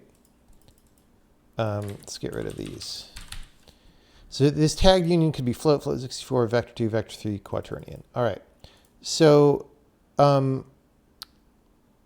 here, if I try to set it to a U8 value, it causes a compile time assertion because U8 is not one of these types that you could put in the tagged union, right? So here we go. Assertion failed. We should print out a better message, but we haven't shipped this yet. Maybe we'll do that by the end of beta. But now here I'm like stack trace and I'm in the interactive debugger. I don't remember even what the commands are, but like, why did we do that? Because if this is running as part of like being run by an external program that's doing the compile, you don't want it to go interactive unless you told it to. Like, that's just bad. Right? So, and there's a command line option that has that, and I'm not sure why. What happens if you have struct TTN and struct TNN, and it's called a struct float string string? That works fine. I mean, it doesn't work fine right now because the type checking isn't there, but that works fine for procedures, which means it'll work fine for structs when the type checking gets put in. I'll get some water.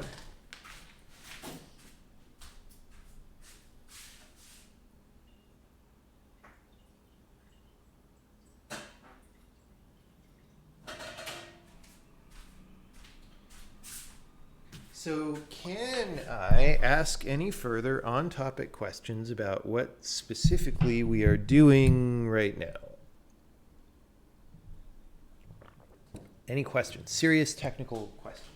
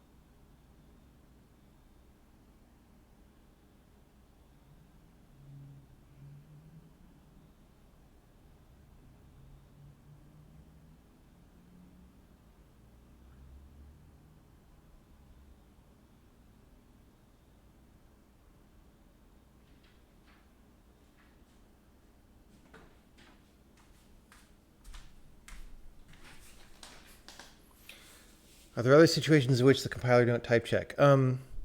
No, it's supposed to type check. That is strictly a bug. Is this interactive debugger the same one for bytecode? Yes. It's just well, it printed out the instruction where we stopped, which was this one, right?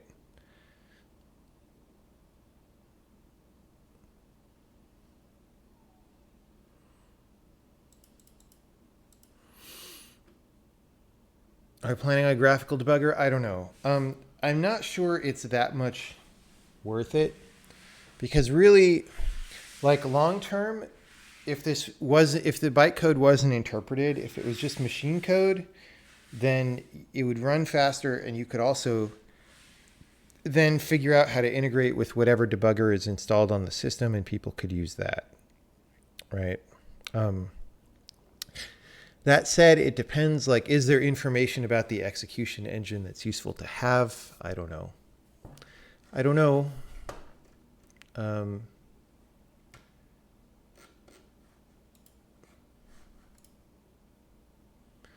Like, I'm not a big fan of having a lot of tools. I just don't like that. Software tools are not good. I mean, they're good. They're good if you need them and you don't have anything else that will do that job. But we just have way too much software today. Like, that's the fundamental issue. And so I'm not super eager to add more software, you know?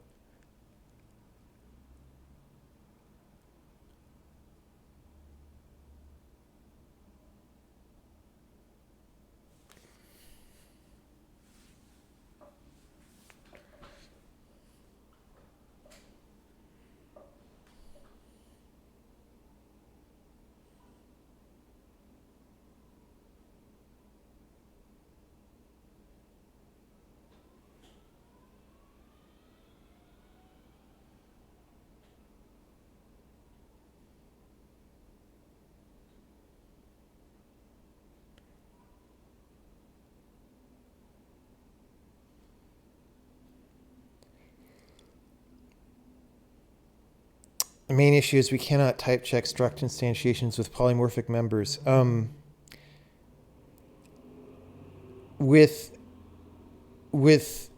Yeah, I mean, if there are polymorphic arguments to the struct.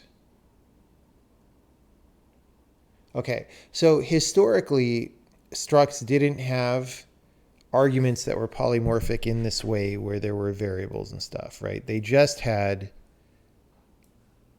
types, like straight up types.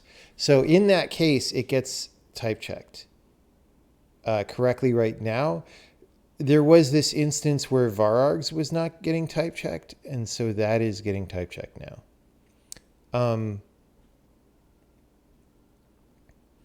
The problem is when there are like type variables in here, then the polymorph phase just makes sure those kind of match, but it's actually it's insufficient.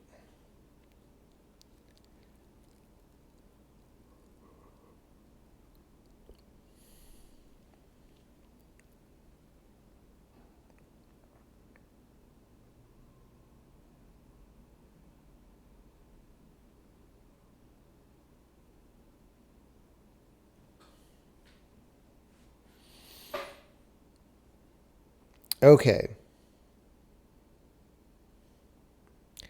So why are we going all interactive and stuff? Like, is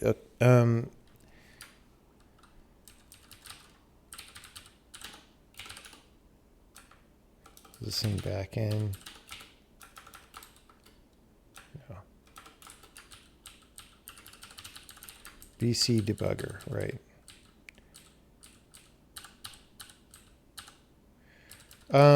Okay, so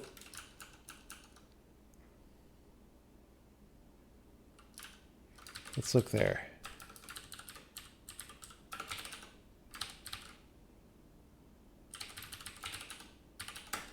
BC debugger.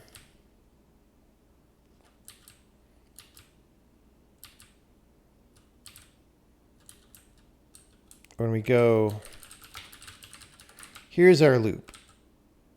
Interactive debug prompt. Okay, so why are we going into here?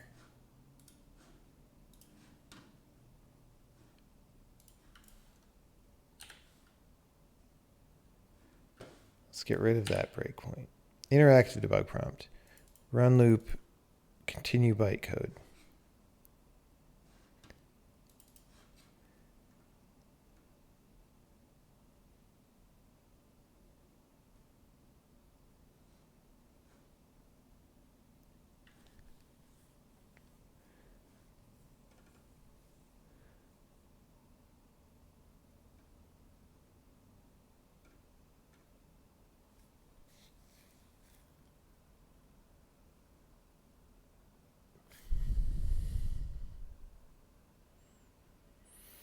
Okay. Right. So okay, we set stalled to true in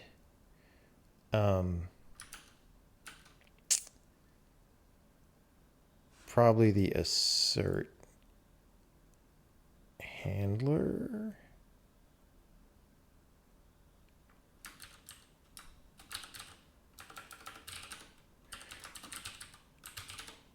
So assert is assertion failed, right? Okay, so assertion failed calls runtime support assertion failed by default. Yay, glue code. Okay, so here's what we call, right? So we're saying assertion failed stack trace blah. That code is here, right? Assertion failed, stack trace blah. And then we say debug break. Oh.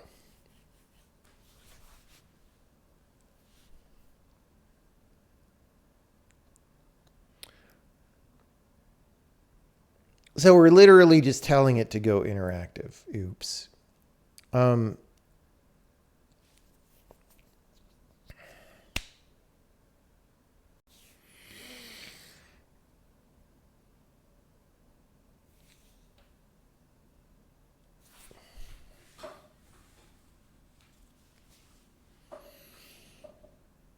I don't think we should do that.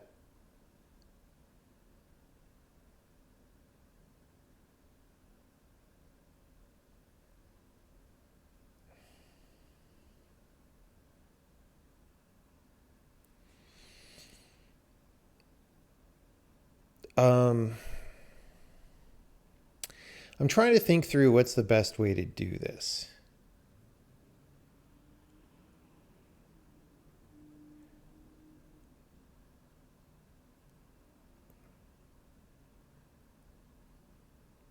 So this debug break is an intrinsic, and the original meaning of it is like, hey, if you're running and you're attached to a debugger, break into the debugger, but if you're not, we abort the program.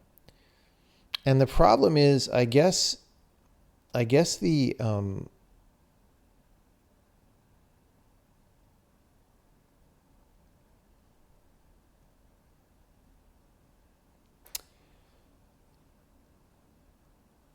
this is confusing to me, but I guess during compile time, when we're doing the compiler version of this intrinsic, it should be like runtime where, like, if there's a debugger attached, we should break, otherwise just exit, right?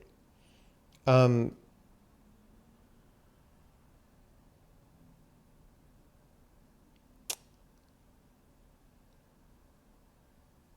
don't know why I have this commented out with another one right below it. So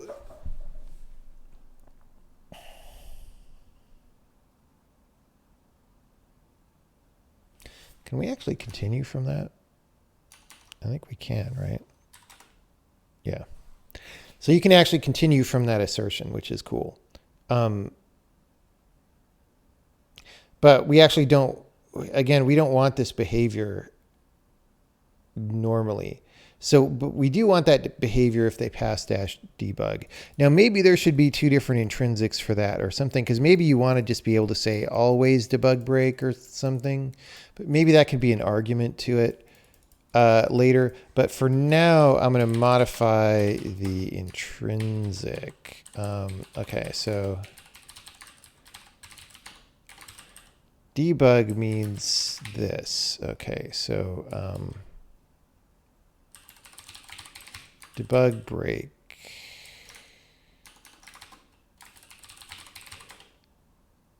Where does that happen? Bytecode builder.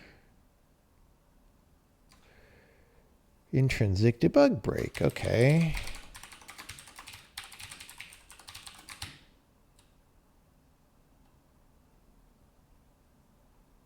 Okay, so I think we just do this.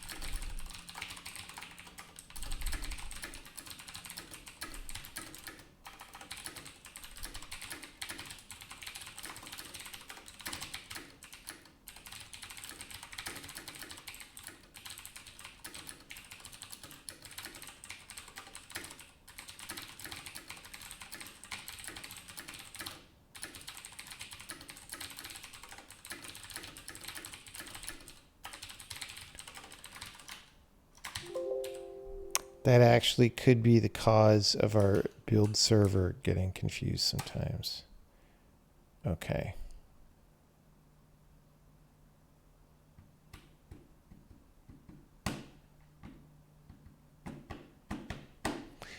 Whoops.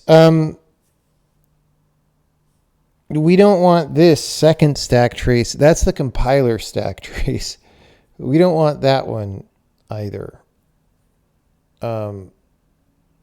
Oh, because we're there, 2729.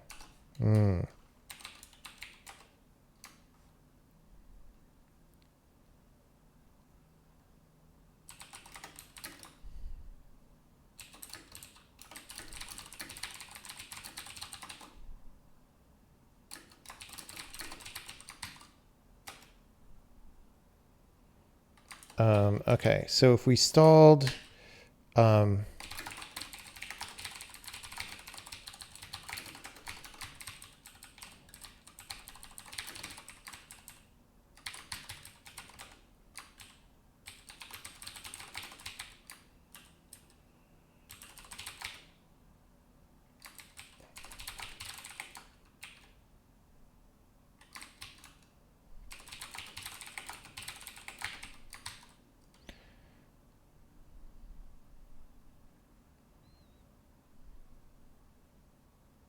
I mean,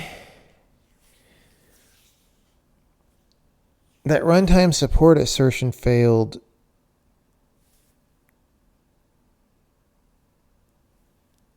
Is fronting the call stack. But we could just do it from here. I guess it's good to let people modify runtime support.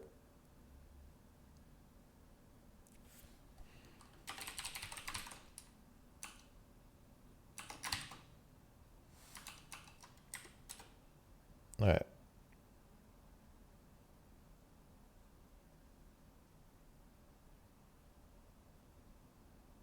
Great. Great. That is what we expect. So if I go dash debug, now we're interactive, right? That's good. Okay. So,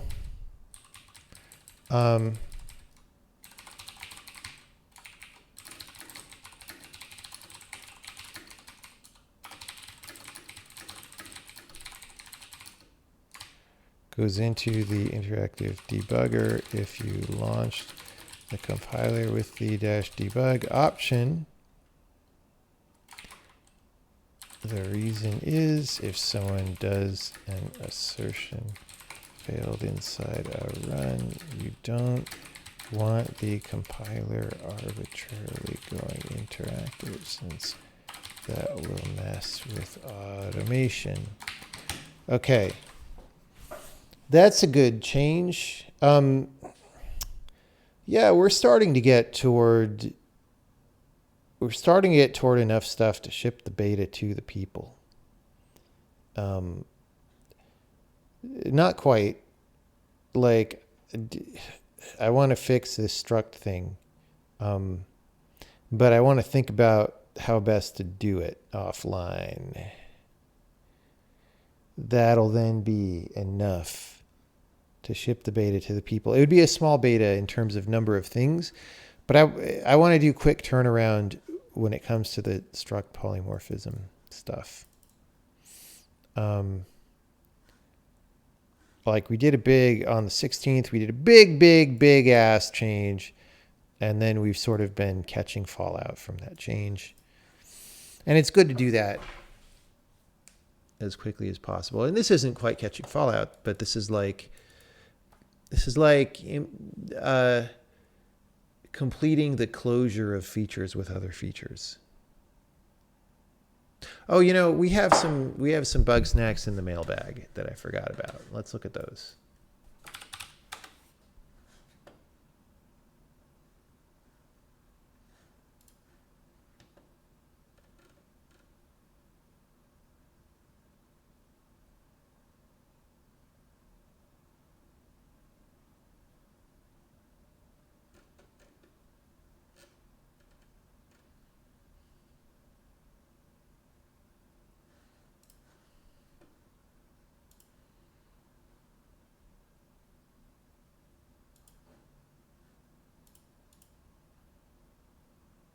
Okay.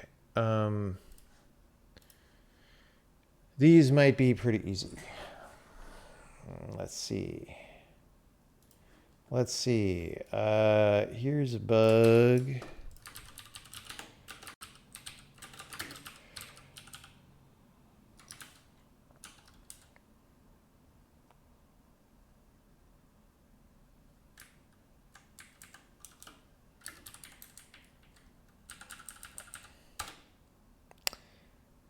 Well,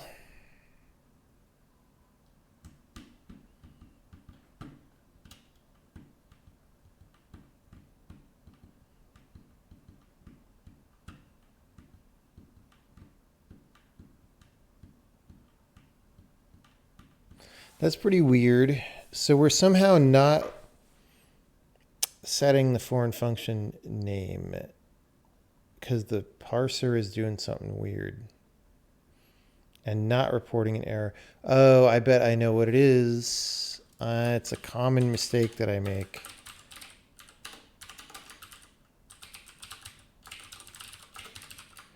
Maybe parse foreign function name. We parse a sub-expression.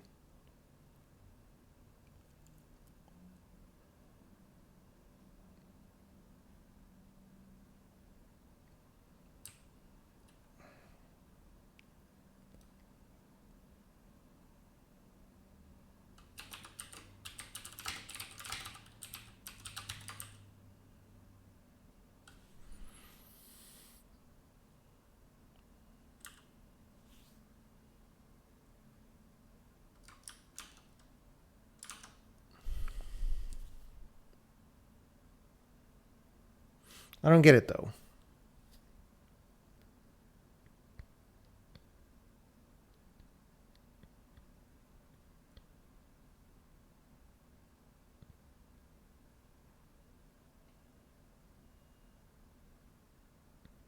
I don't get it.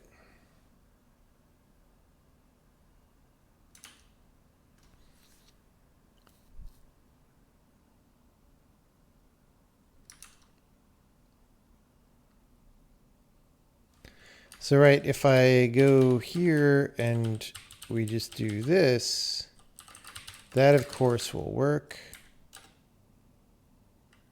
Oh, it doesn't. Right.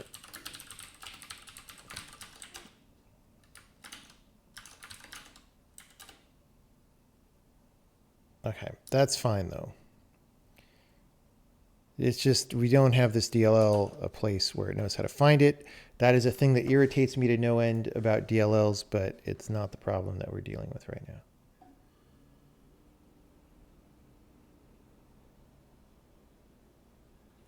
Okay. So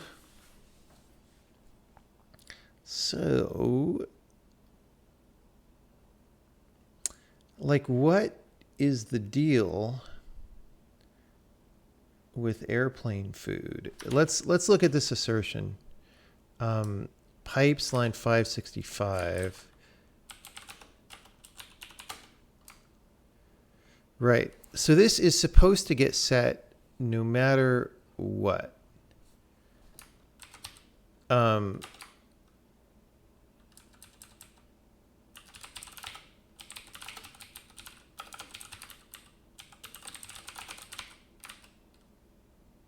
Yeah. So if we call foreign, we say handle elsewhere directive. We set the flag. This is the library identifier.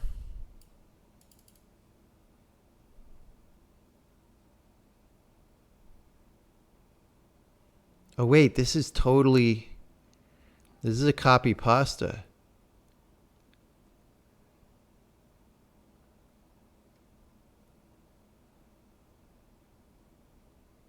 Okay.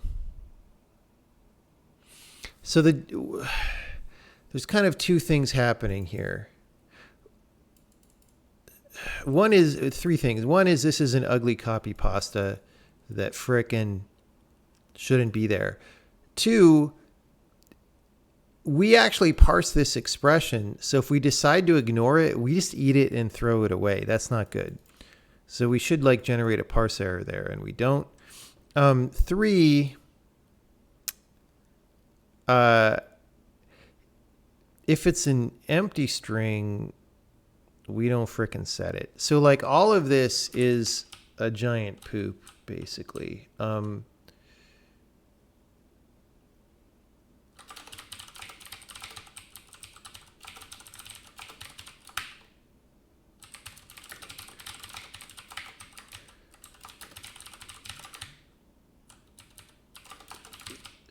So yeah.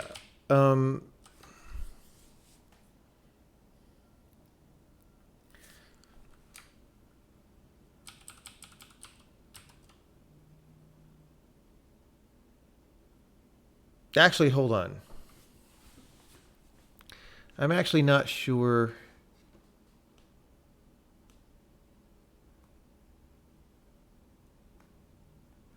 I'm actually not sure why it fails. So this should still fail because it's the same code.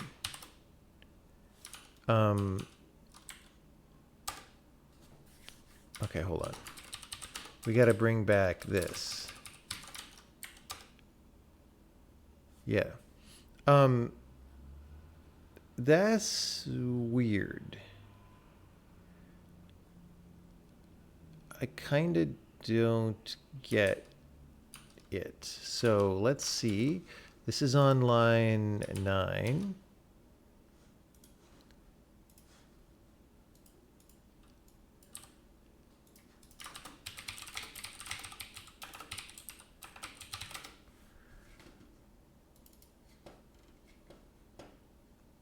Okay.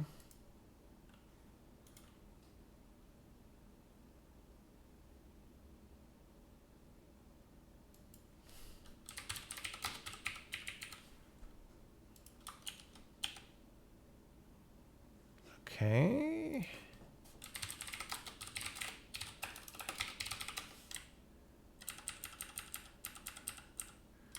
That's the wrong place. Here we go. So we're going to parse the thing. What is it? What did we get back? Nothing.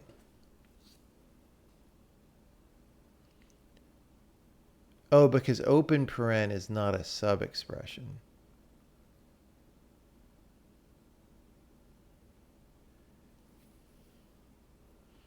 Then why don't we get a parse error like after that?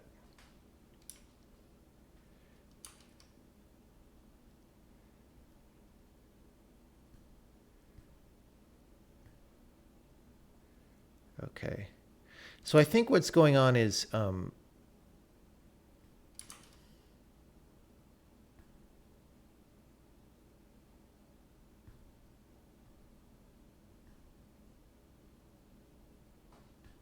actually I don't get it, right?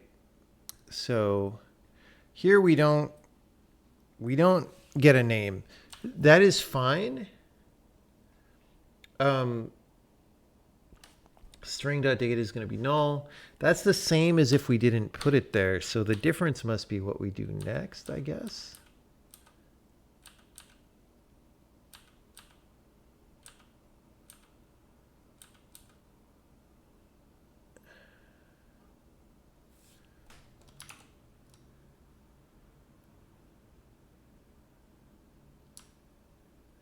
Like, why don't we ever get a parse error on this thing?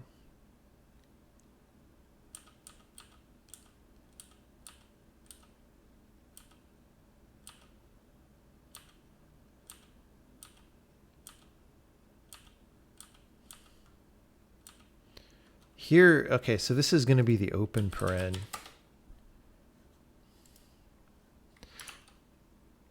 Yeah, so we are... Wait, it's the string.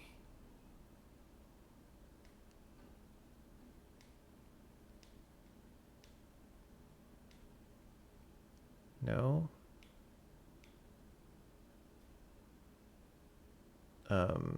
Type is 40, right? So you see other irrelevant stuff in there. Yeah, it's the open paren. So this is actually parsing as applying a function to another function.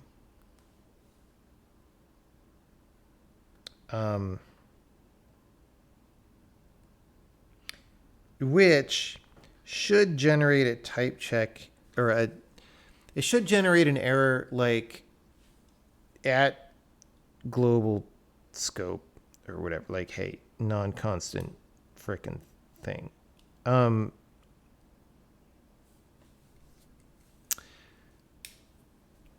The deal is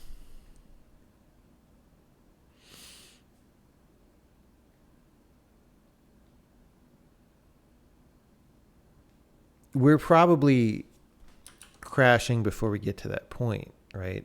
Because that's like, why does someone not set the name there? Like,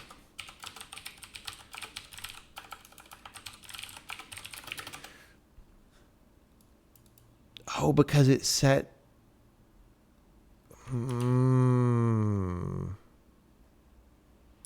It's set by the frickin' declaration. So, okay, this is a weird bug. Like, if you put a lambda in a place like this, it doesn't.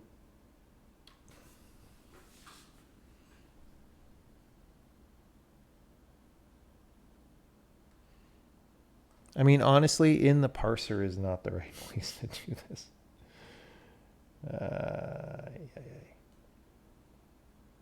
Okay.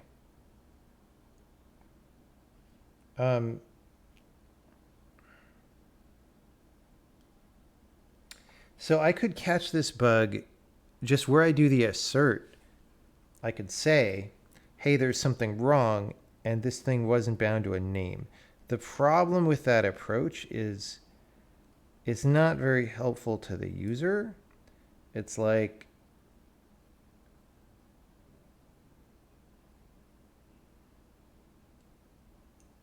I mean, maybe we could just put some more verbiage in the error message for now, like, hey, this could happen.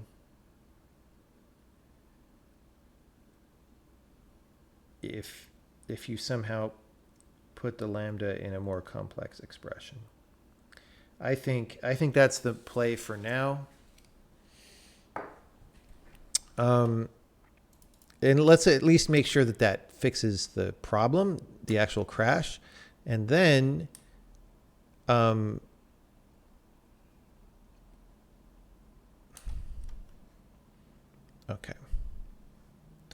Then we can see if we like that the most, right?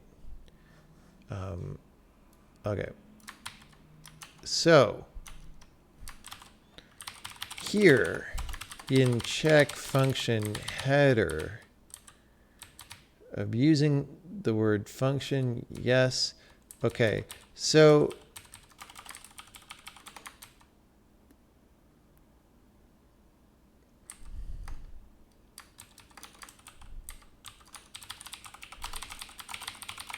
lambda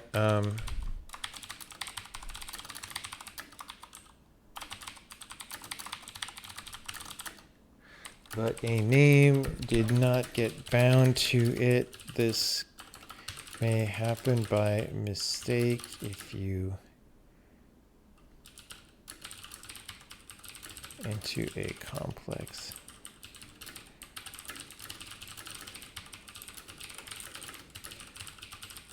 Okay, let's just see. Does that catch it? It should.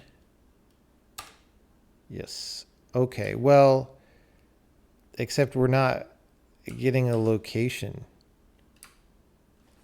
Like, squeeze me? What?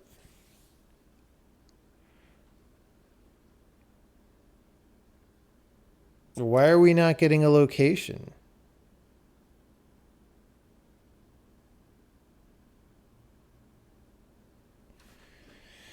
It's just putting the error. It's not giving me a file in line. How am I supposed to do anything if you don't give me a file and line number?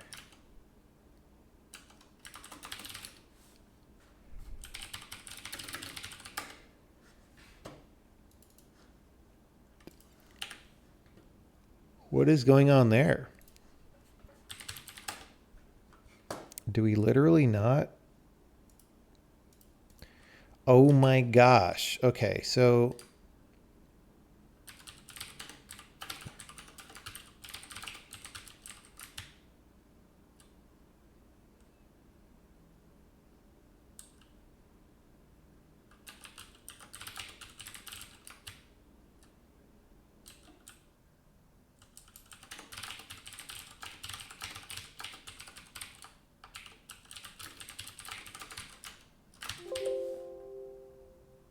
I'm getting hungry for breakfast food, everybody. Oh, come on, what? What? What is happening? This is the day. Whoops. This is the day when, like, just simple things don't happen. What is even happening?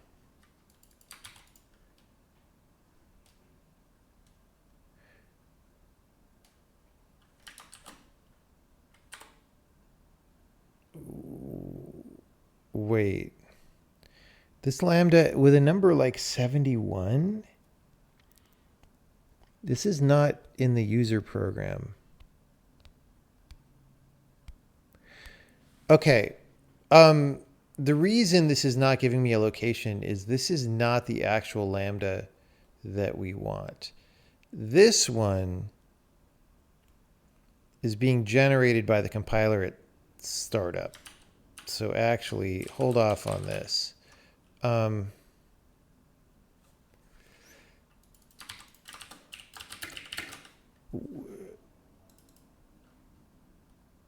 We might need to make an exception for our check here. Let's figure out where this is.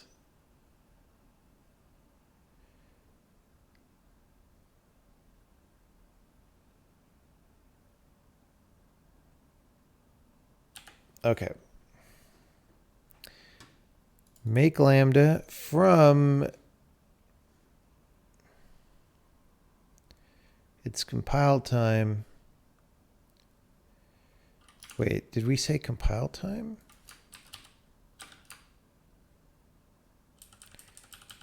Yeah, we don't actually want that. We just want intrinsic or elsewhere. I don't know why we did that for compile time in the other place. Okay, good.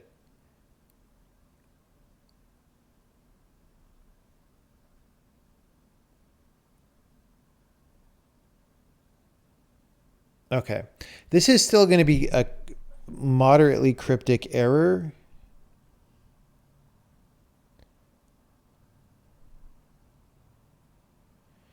But like, it'll at least be something people can deal with.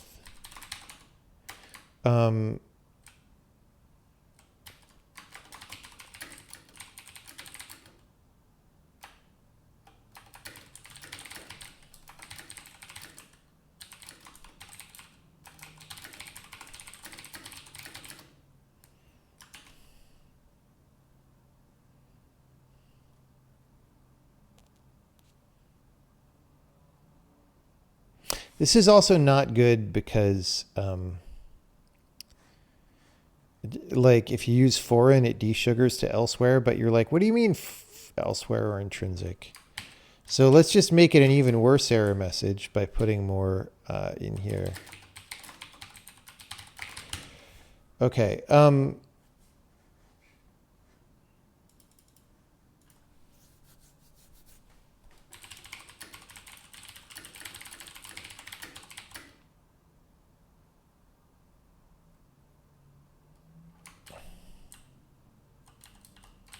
Or just use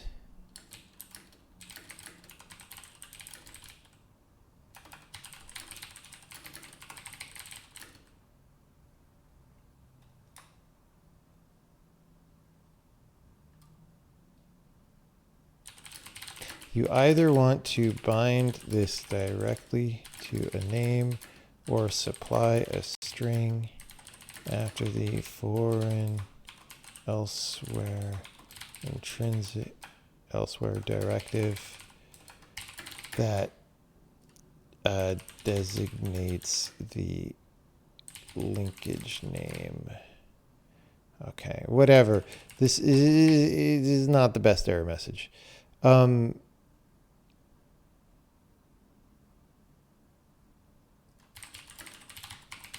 Okay.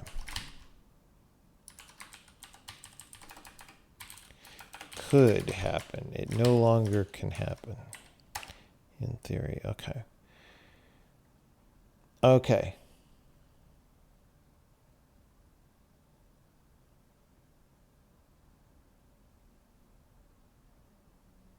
Yeah, definitely. If we got past this point, yes, this would not be constant. And so it would give another error here. It's just, in order to get to the point where you realize this is not constant, this procedure has to get its type inferred. And it realizes like, oh, wait, I don't have a name in that process. So this bug sort of comes up before the other thing. And you could like sort of decide to ignore this one and say it'll get caught by the other thing, but that's really not actually good.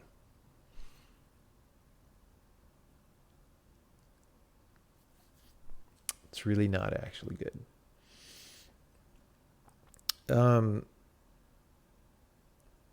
Because it could be hard to maintain the structure of the compiler. Like when you have invisible dependencies like that, that's the kind of thing where you reintroduce bugs. But B, it also probably gives you a more cryptic error for the people. Oh, man. Okay. Yes, we need to exclude things like this.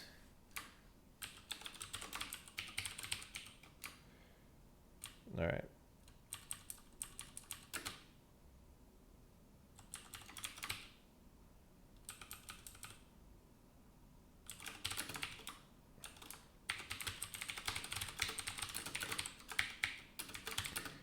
Hopefully that's in def and flags. Yeah. So when you're just talking about the type of something, you don't need that. Oh. Okay.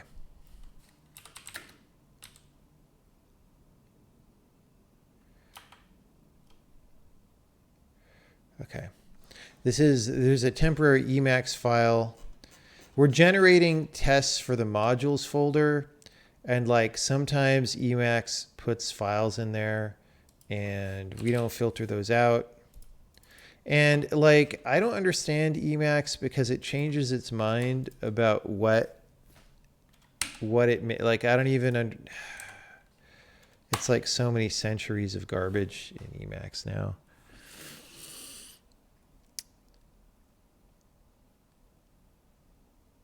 Did I manage to do what I set out to do? I've managed to do more than I set out to do, substantially more. In terms of the power of the language itself, it's like way better than I thought it would be. It's not done yet, right? And so it's not being used by as many people as I would like, but you were working on that. Why no face cam? I don't know. Because I started streaming at 6:30 in the morning, and then I was like, why turn it on? Why turn it on? I mean, I don't want you guys to see that I'm in a hot tub just like chilling and programming. That's confidential knowledge.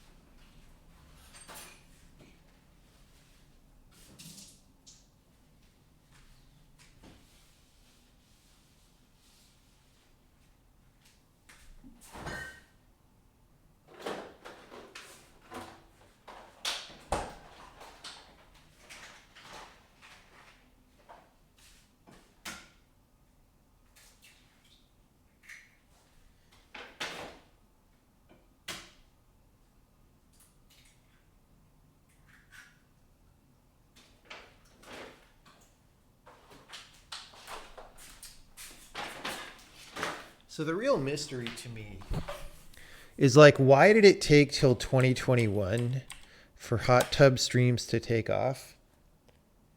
Like, isn't that just an obvious idea?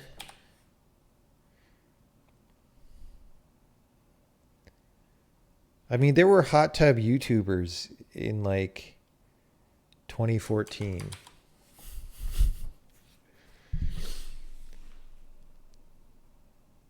There's a point you can foresee when it can become too complicated for users. I mean, certainly any programming language can become too complicated for users, but this language is tremendously simpler than C++, and a lot of people use C++, so I don't see it as a problem.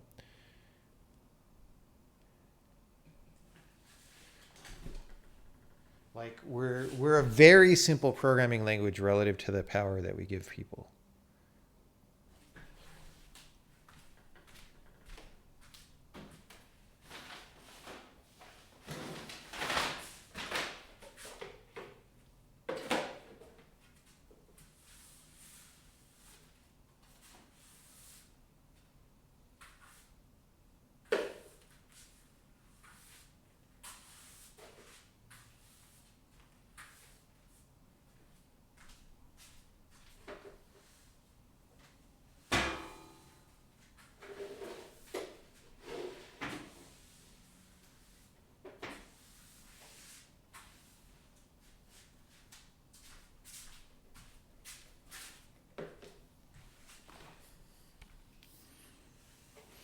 How do I think my style contrasts with John Carmack? I play a lot less Beat Saber than he does.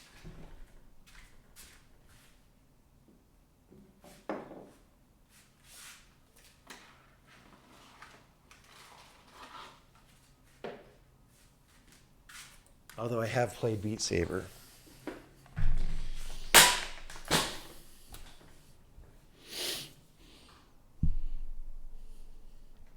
Okay. Let's check this in.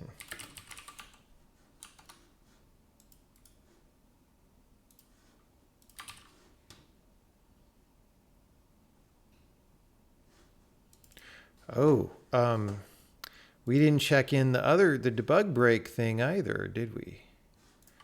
Oh no. See, that's what happens when I stream. is I just don't do things right. See? Oh yeah, that's just the no check-in on deleting all the poop code here, which is good. That means we just made some gains.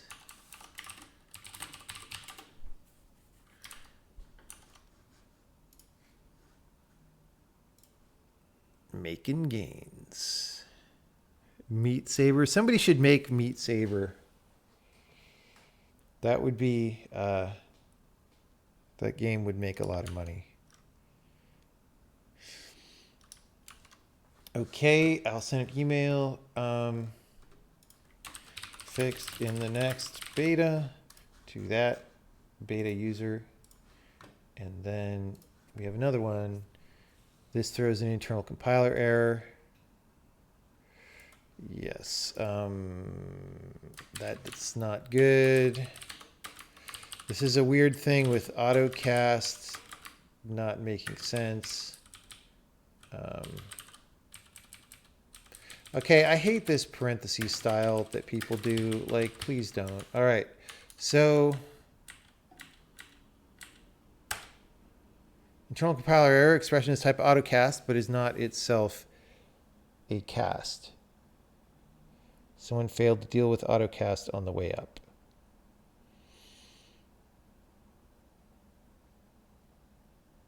Right. So basically, minus says, hey, my type is the type of whatever the sub-expression is.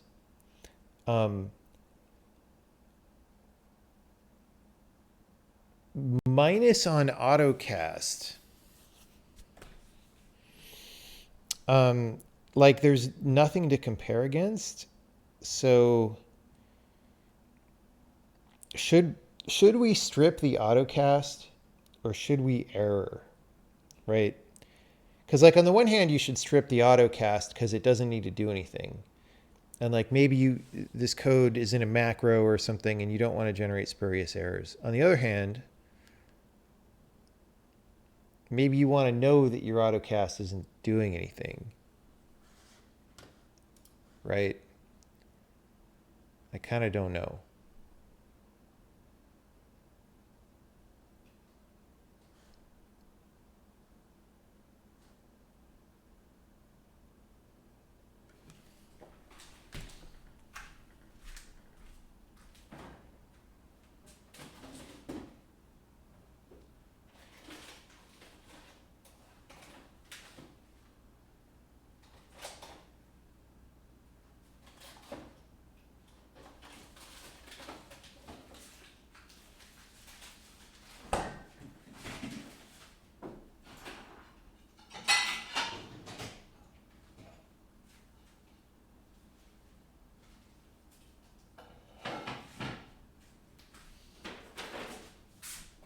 Sorry, I'm making my egg breakfast in the hot tub here, and that's taking a minute.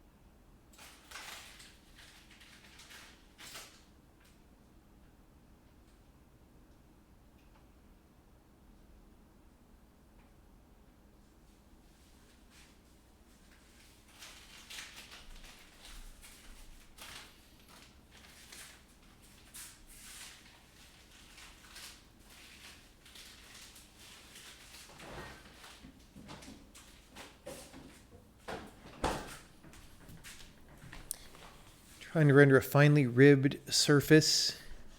The surface becomes full of more artifacts if you look from 150 to 200 rib sizes away because the normals of adjacent pixels can point in completely different directions. Of course it does.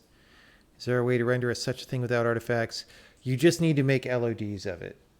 Or, I mean, like that's the thing. You can mitigate this problem by like doing more serious anti-aliasing, but anti-aliasing can only do so much for you. There's always going to be some way in which that fails, um, unless you geometrically anti-alias, right?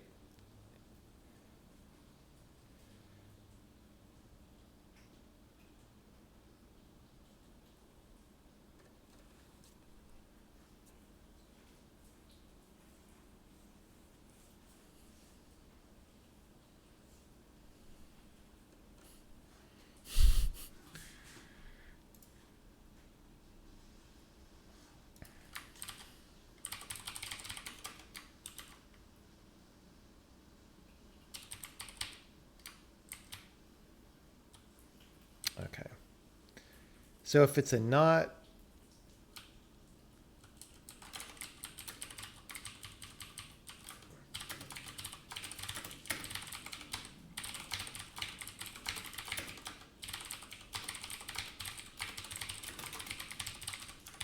so while I'm waiting for the pepperoni to cook with the eggs, we're just going to make sure that we see the situation.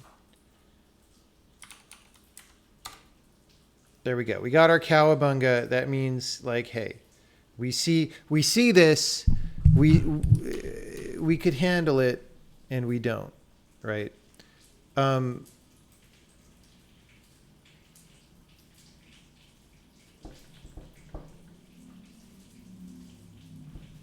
Although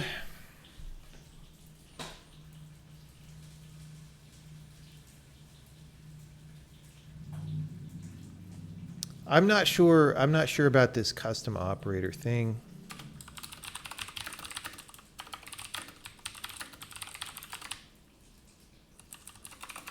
So we're going to put a little note there, because maybe we want to handle it before custom operators. Maybe we want to exclude custom operators. Okay, so I think what we want to do is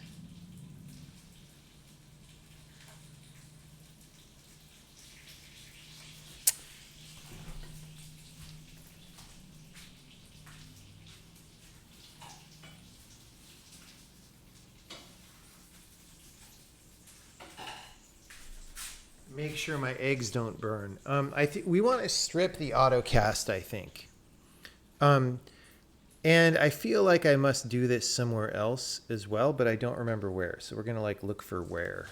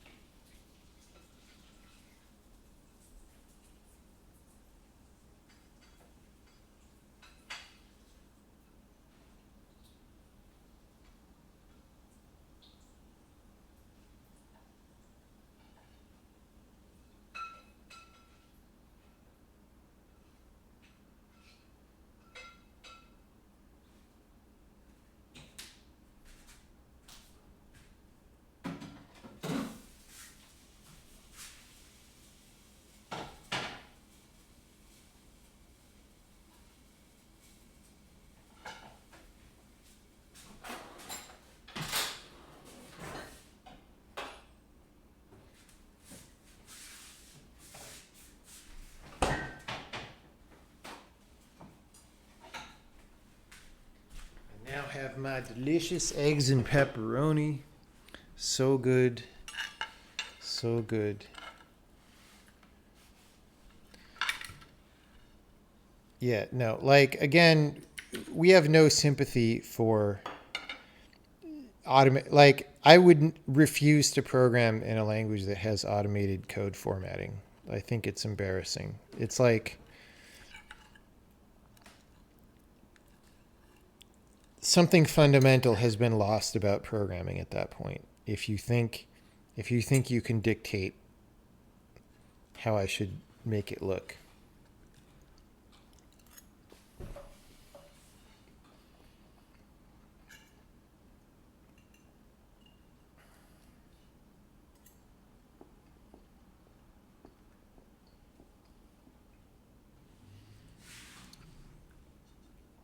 The actual solution to being able to work on teams with code reviews and not bike shedding about how many spaces there should be is to just not bike shed about how many spaces there should be. Like, it's not hard.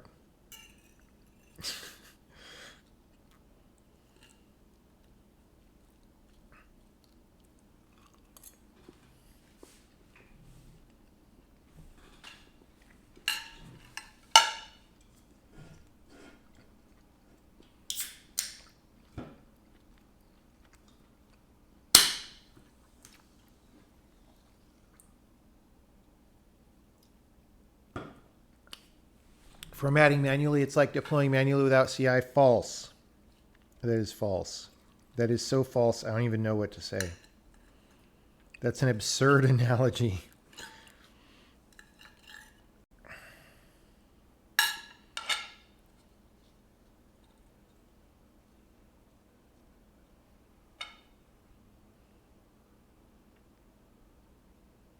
I don't even know why you would even think that analogy is justified.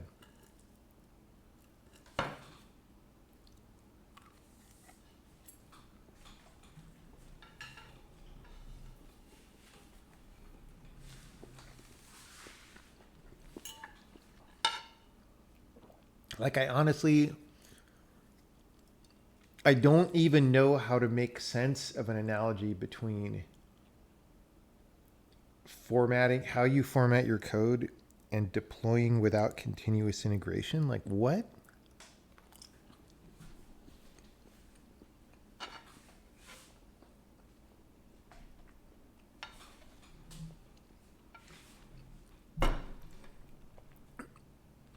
No, guys, you guys are misunderstanding the discussion. Like, my editor formats my code. I don't know if you've been watching the stream, but the editor formats the code. The point is, the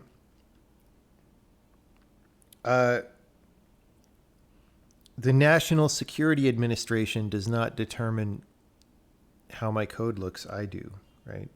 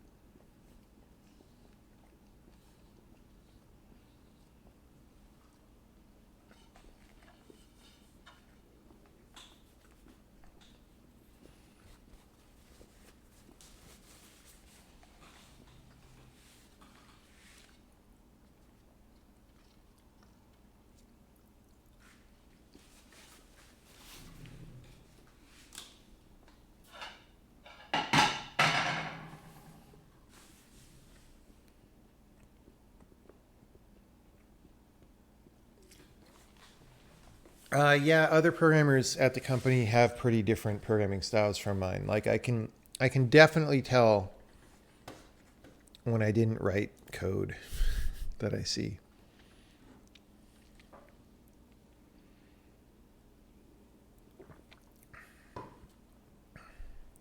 Okay, resolve floating autocast.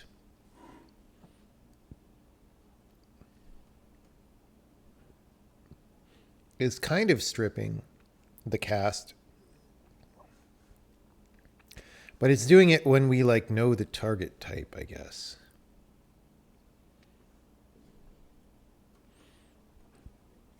I don't think we want to do all this stuff.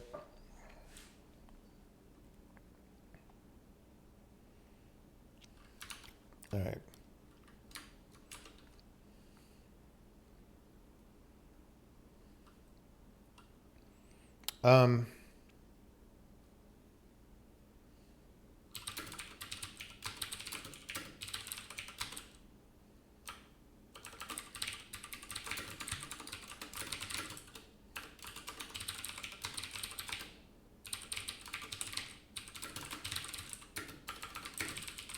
Internal compiler error.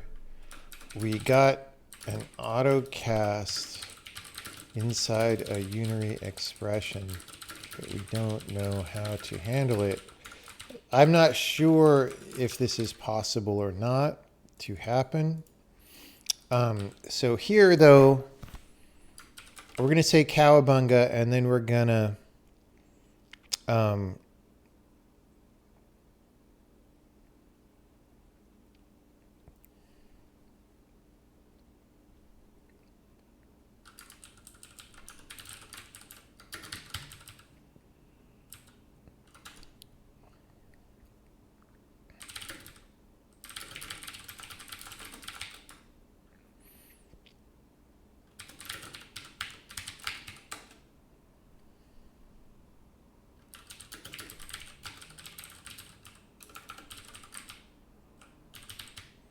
do this stupid ass substitution loop that we want to get rid of at some day. It's not a good thing to have to do in the compiler, but we're doing it.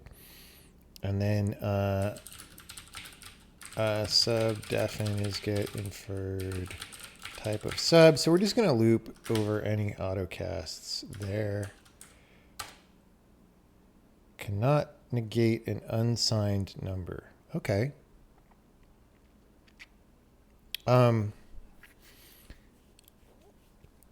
I mean, that's a good point. Is that why the autocast is there?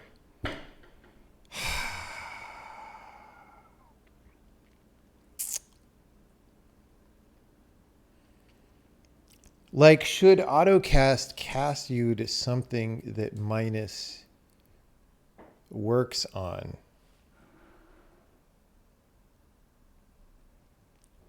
I mean, that's kind of gross. It's like a very operator specific thing semantically.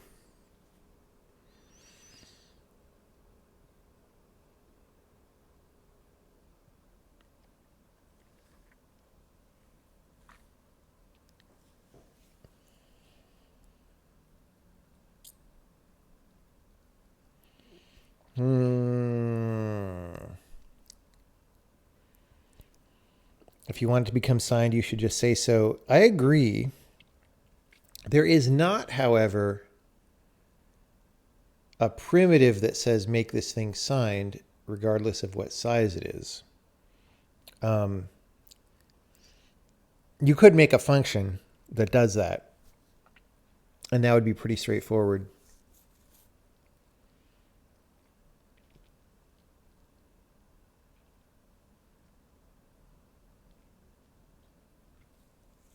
So maybe that's fine. Maybe this is niche enough.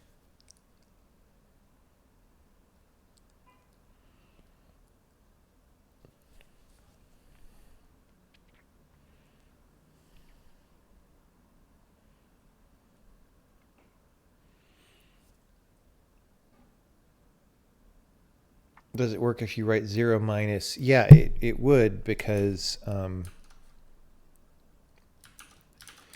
0 has a type, right? 0 is signed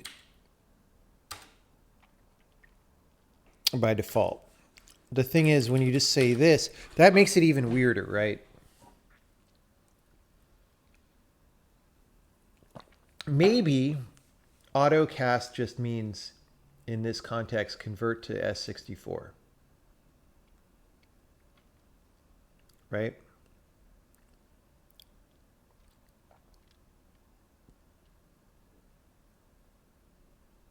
Because that's sort of the default of everything.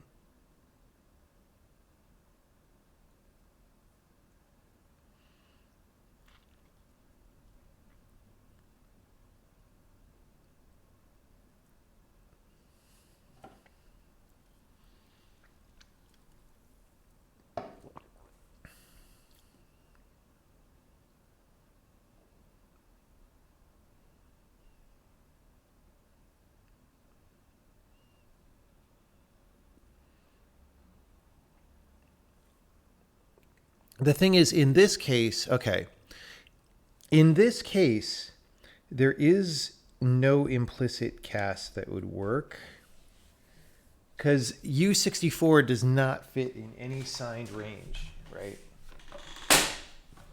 So like this just shouldn't work anyway.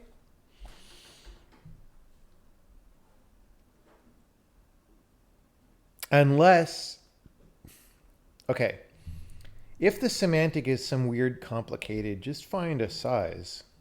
Then it shouldn't work because that's too confusing.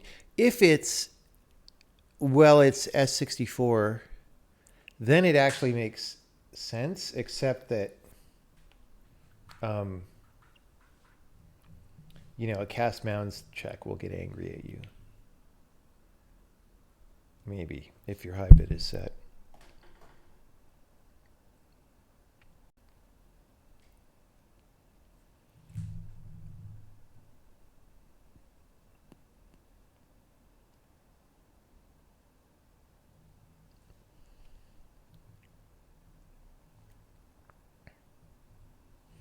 Top bit might be set, and so you get something weird out. No, I mean,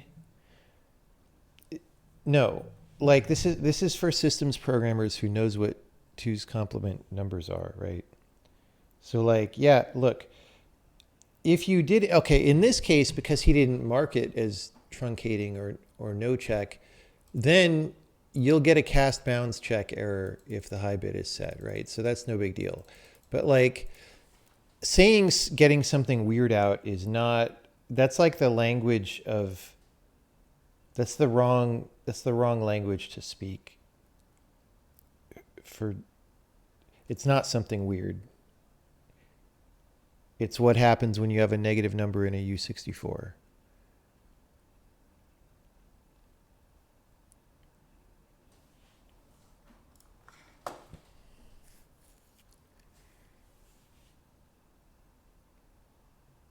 Are there programmers who don't know how 2's complement works? Yes, like every web programmer in the universe.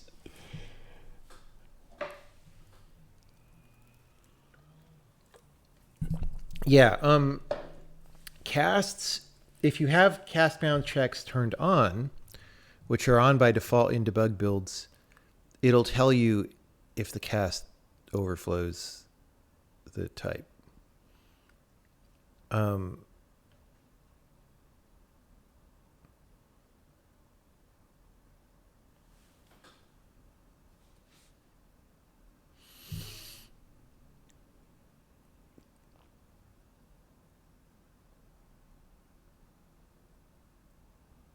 Yeah, I'm genuinely not sure what to do here. I mean, I could just make it an error and say, look, we don't know what type to make it. And that would be okay. You could complain and say, but if you put a 0 on the left, it would work.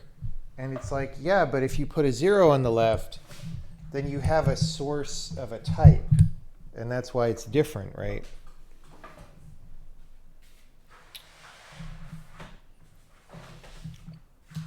So I think I'm going to do that for now. I think I'm going to make it an error because at least that's clear. And if people make a case for it's actually inconvenient for it to be an error and they can outline what the semantics really should be, then we could change it. Okay, so here's what we're going to say is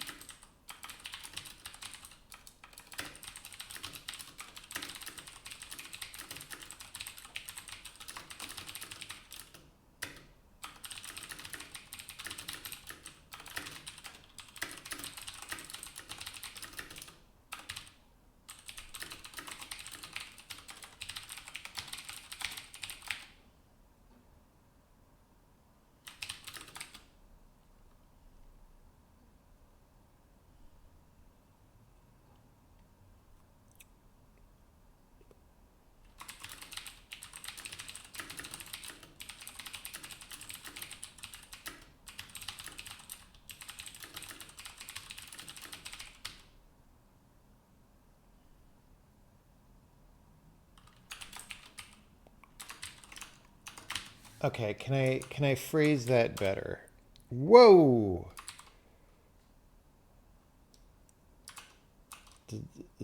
Okay.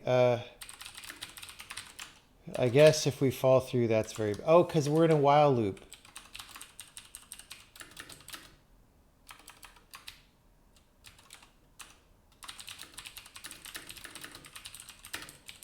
So no wonder, no wonder we were just iterating, right? Okay.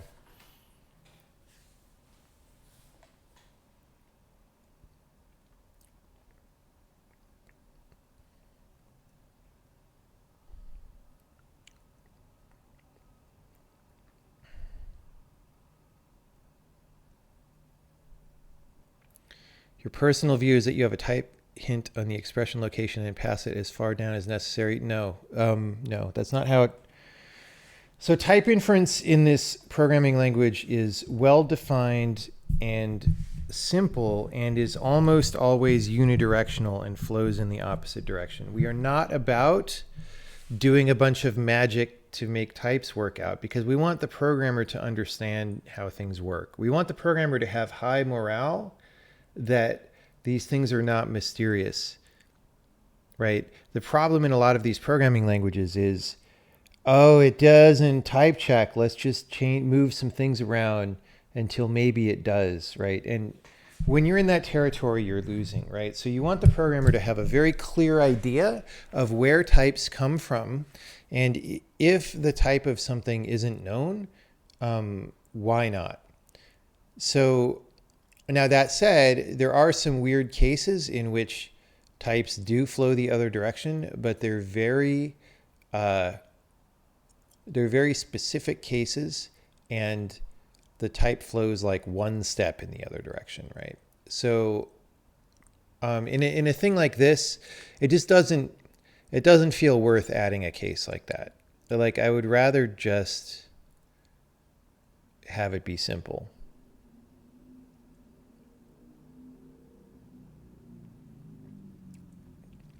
Basically, AutoCast always, there's an expression like to the right of the AutoCast, which is sort of inside, and then there's whatever the context it's being evaluated in, which is the outside, right? And it always casts from the inside type to the outside type. It doesn't go the other way. If you start making it go the other way, then like who the fuck knows what's going on? You know the target type already. We don't know the target type.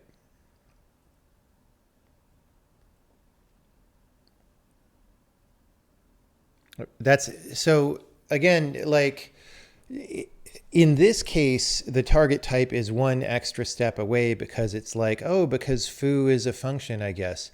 What if foo's an overloaded function with all sorts of things? What if the overload involves a complex polymorph solve, right? What if this is an elaborate expression with like many steps in it and not a function call? Like as soon as you start doing action at a distance like that, there are cases that are arbitrarily far, and then it's like, do people understand what the hell is going on? And I just don't want to go there, right? I want clarity. That said, you could make the case, well, you know, those complex cases like that are going to be like you only get into those if you're asking for it, and people just shouldn't write that code. And like, maybe that's true. But like, I just, it doesn't feel good.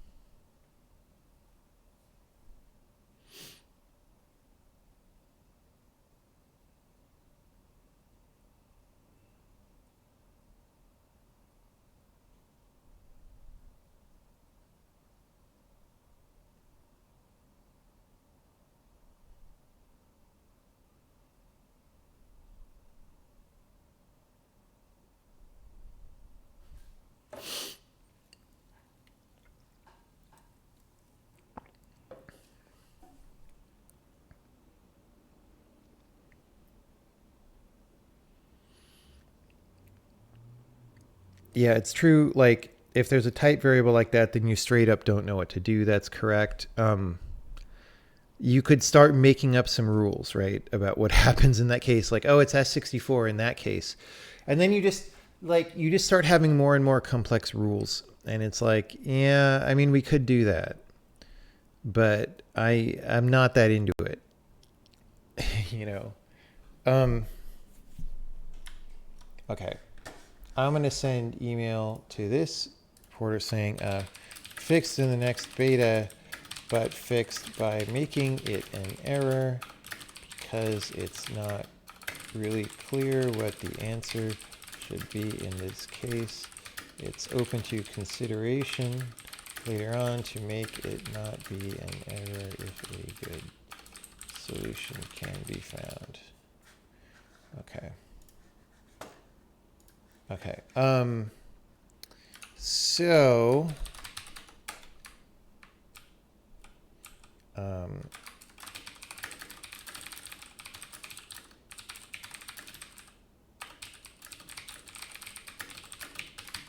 like minus.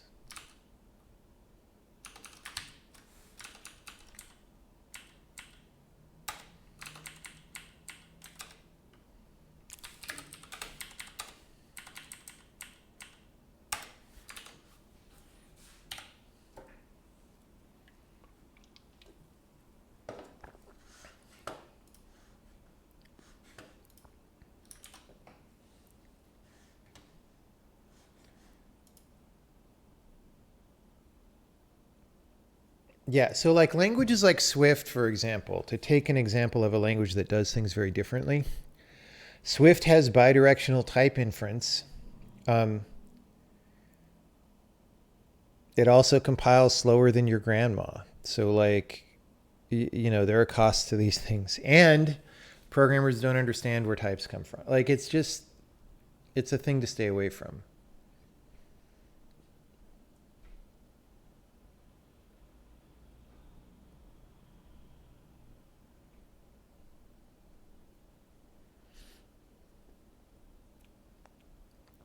Does unary minus normally work on unsigned? No. Shouldn't XX convert to signed? Well, that was the whole point, was like, what do you mean by convert to signed? Signed what? What size of signed? There's like not really an answer.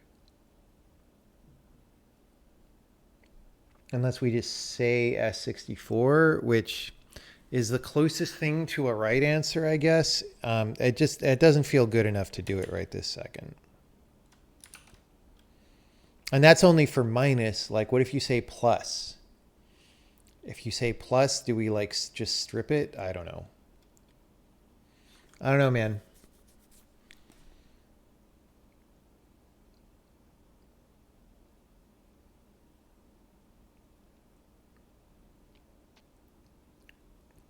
I feel like we're going to revisit that later, but this is the best thing I know how to do right now.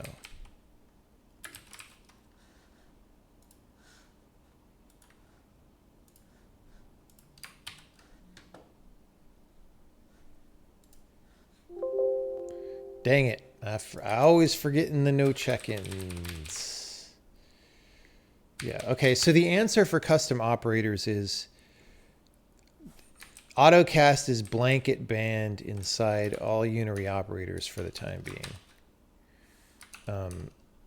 which I am fine with.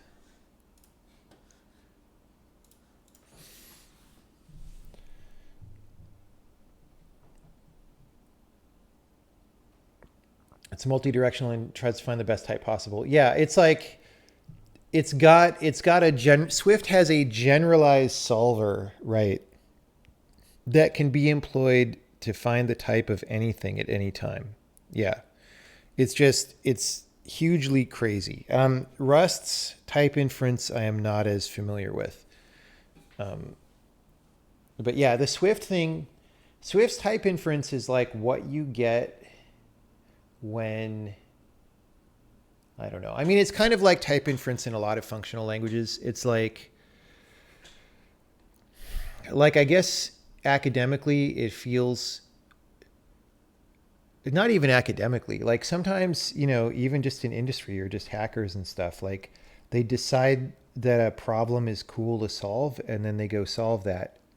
And it's like we never stop to think whether we should do that thing, right? And the answer in Swift was like, no, you should not have done that thing. And they did that thing. And the problem is you can't really fix it now. It's like the whole language is broken because of that.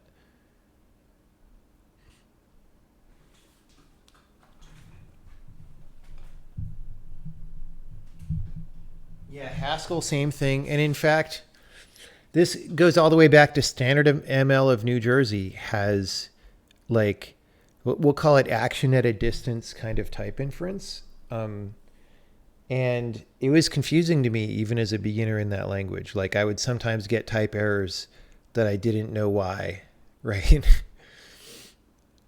Even in relatively simple programs.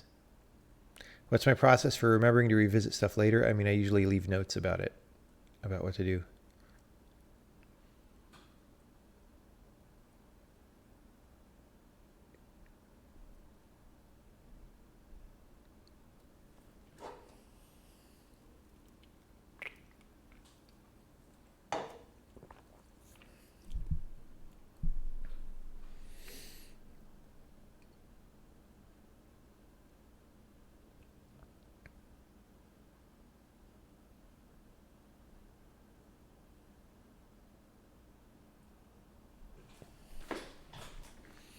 Yeah, I think Swift is doomed in the long term just because compilation speed is important and like it's not fixable. So I don't know. I mean, there's always going to be enough people who are just like attached to the Apple ecosystem and don't second guess what they're doing that I guess there would be some people using Swift, but like it, I don't know. You think that, and then at some point things get so bad that I don't know. I mean, the point being, computers are not going to get that much faster, right? Um, so rip.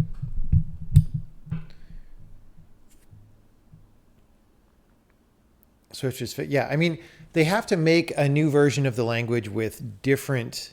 Like you could imagine a language that's like Swift, but where type inference is more pinned down. Maybe you don't even need to pin it down all the way, but you just pick some places where like you have to say the type. And and because there are enough of those places, it doesn't work as hard or something. Um, yeah, or I mean, I could almost guarantee that any random performance programmer could make the Swift compiler 10 times as fast as it is, just by like changing the data structures, because that's how all these things are today. Um, but you need more than 10x for it to be bearable. So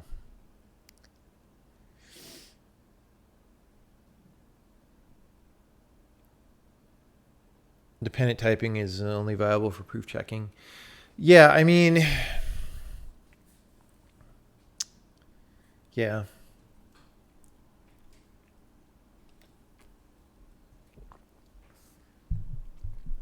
I mean, I actually don't really have experience in the proof checking kinds of languages, but I'll just say I don't find it useful for actual general programming languages. Is Swift the language that throws an error if your expression is nested too deep? Yes. Yes.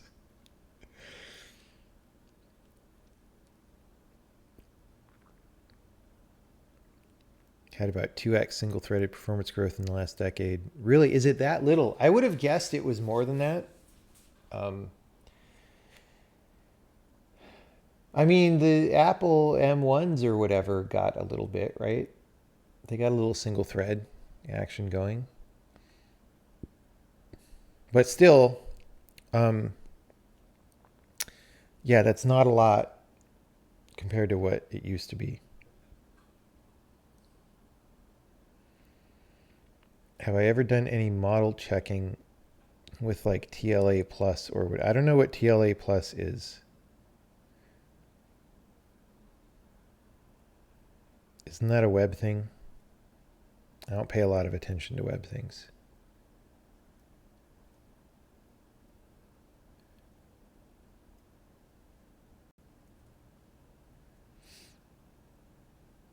Polymop frick. Yeah, I typo that a lot.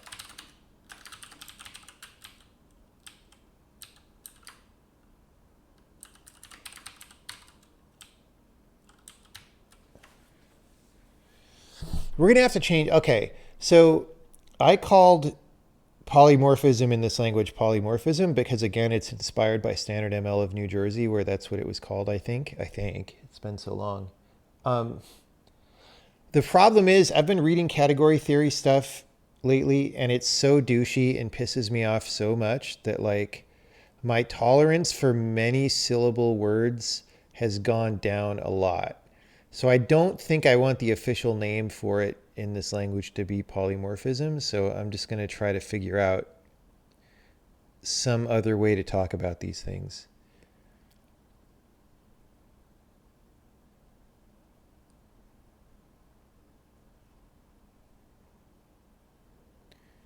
TL, let me look up, what is TLA?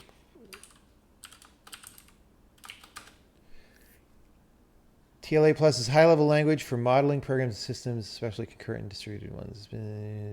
Okay, so it's like a modeling and proof system or something.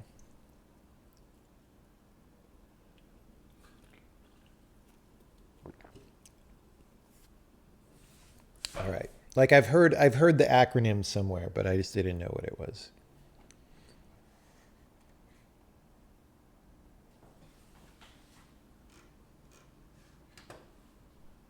Generics is awful. Yeah, generics is like here's what generics.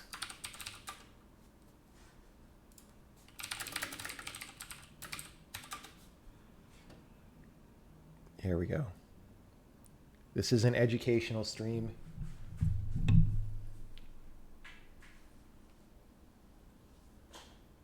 Hopefully I don't get banned for teaching people about generics, but you know what? This is fair use because there's a fair use clause that educational purposes are fair use. So this is why I don't like the term generics. The Lord has told me personally, yea, for I walk with the Lord. Amen. He said, Larry, you and your flock shall see the promised land, but only if you first destroy the twin evils of godless communism abroad and liberal humanism at home. Oh, Mother, joy Father, and hallelujah, smash them anything down. to eat? Now, my friends, occasionally we get a letter from a viewer that says, now the only reason Reverend Larry comes on your television set is because he wants your money. And you know what? They're right. I do want your money because God wants your money. So I want you to go out and mortgage that home and sell that car and send me your money. You don't need that car. Put it on a plate, son. You'll enjoy it more. Couldn't enjoy it anymore, Mom. This is swell. Dad? All right. So that's generics.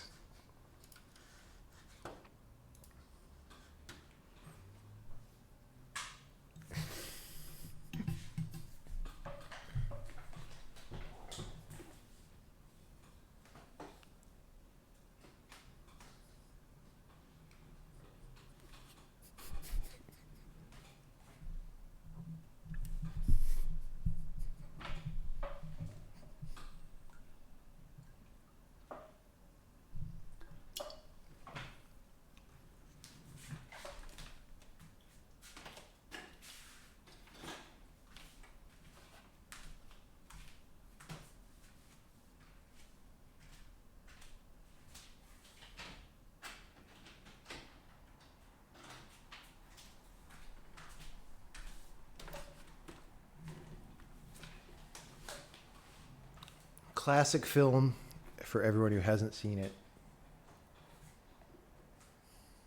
Classic film.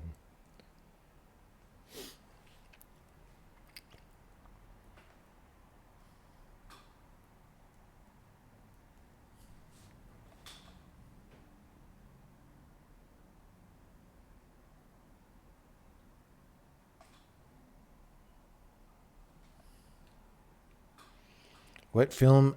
That was Star Wars Episode 1. Jar Jar's Big Adventure. Does doing multiple autocasts work, or does it throw an error?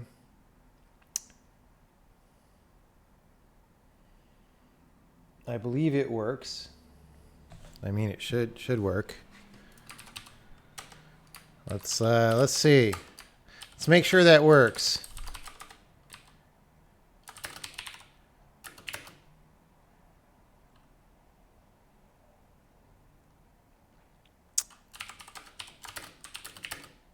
Right. Z is X plus.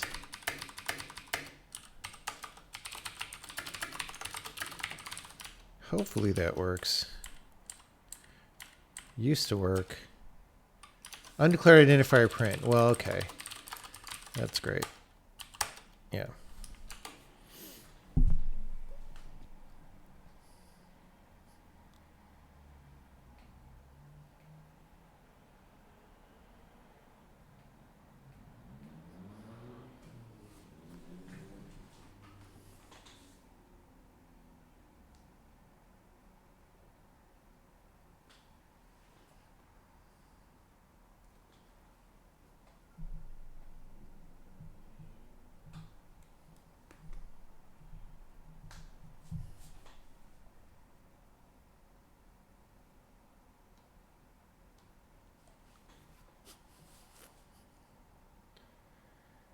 If you have struct A, can you bake arguments on B and get the type of A checked?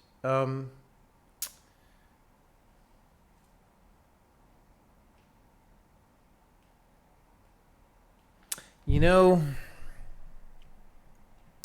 that's actually interesting. The problem is B doesn't define the type, right? So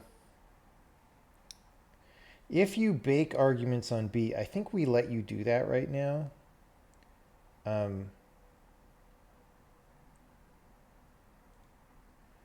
But I think that can result in a malformed struct, actually, now that I think about it.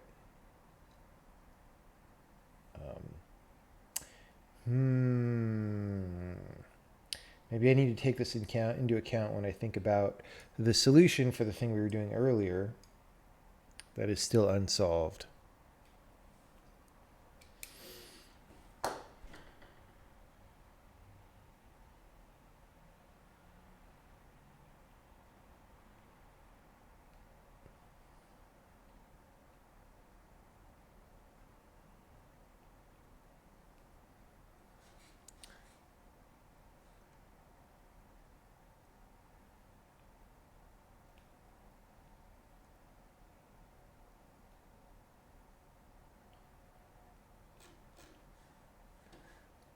Okay.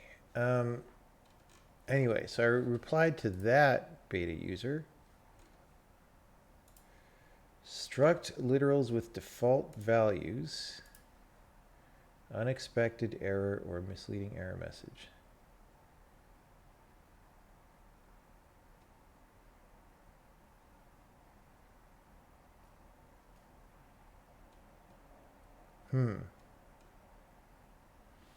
Let me repro this. This looks like something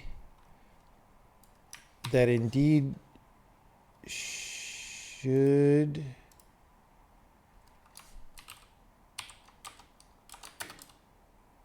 Okay, actually...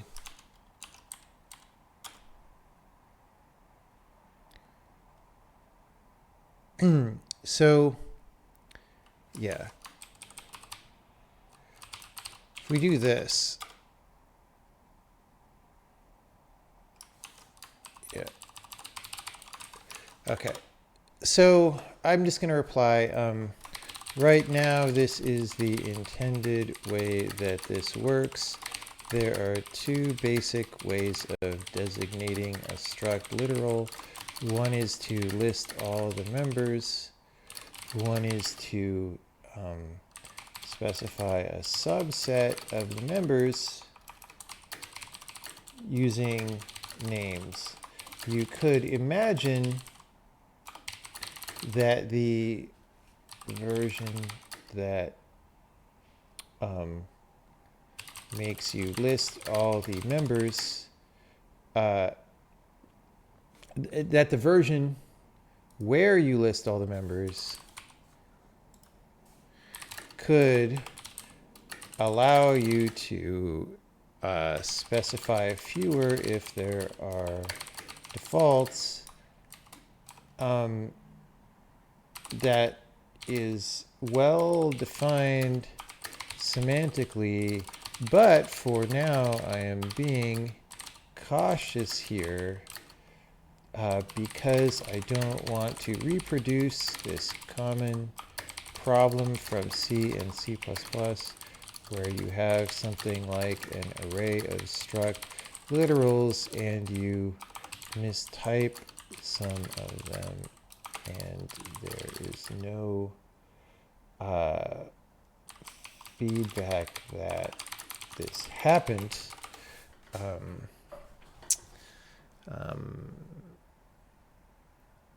Maybe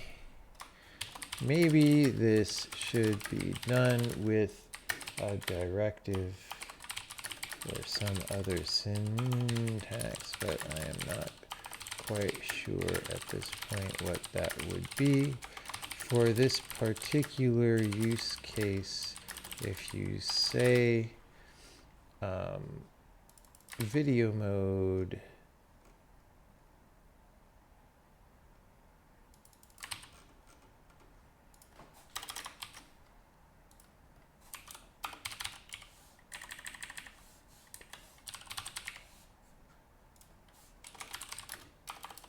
then it will work. In fact, you don't even need this. Oh wait, you do, because it's a sign. Okay, never mind. All right. Well,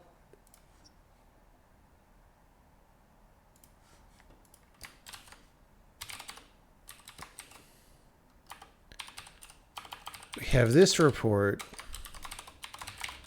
that D3D rect, D3D11 rect has the wrong types.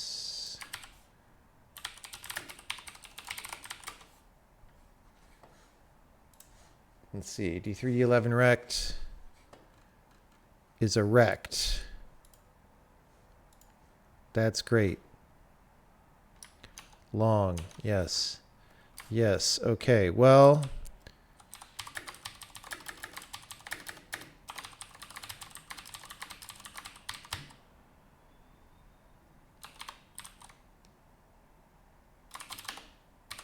I mean, we have rect. And people might have code like, why don't we just do that? And then this D3D11 box thing.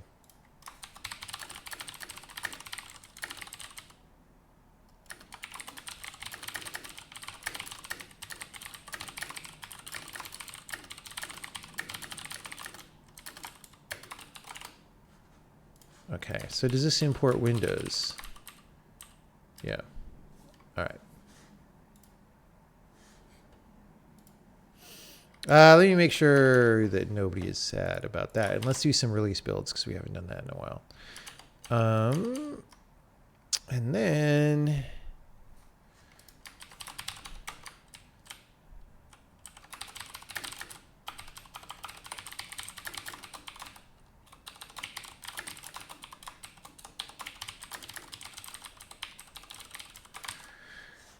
So what is D3D11 box? Oh, those are uints. That's probably why this happened, is it was probably pasted. All right. By the way, that doesn't make any frickin' sense. The reason it happens, I guess, is because the rect is shared in common with Windows.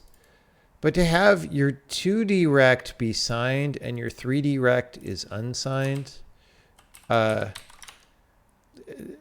that's just mediocre UI fuckery. Like, it doesn't make any sense.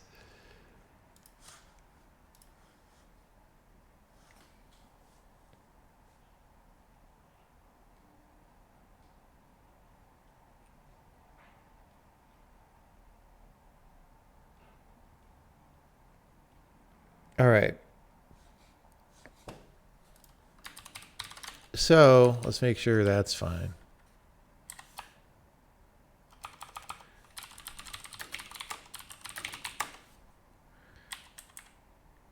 How did I get that? Okay.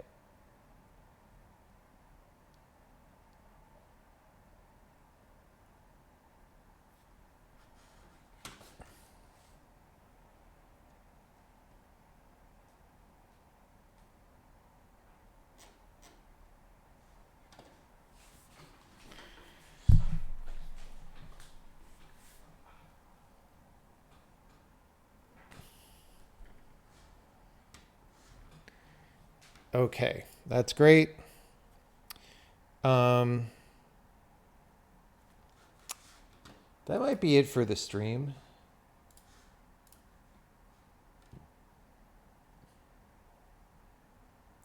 There are definitely some other bugs, but I could take a break now.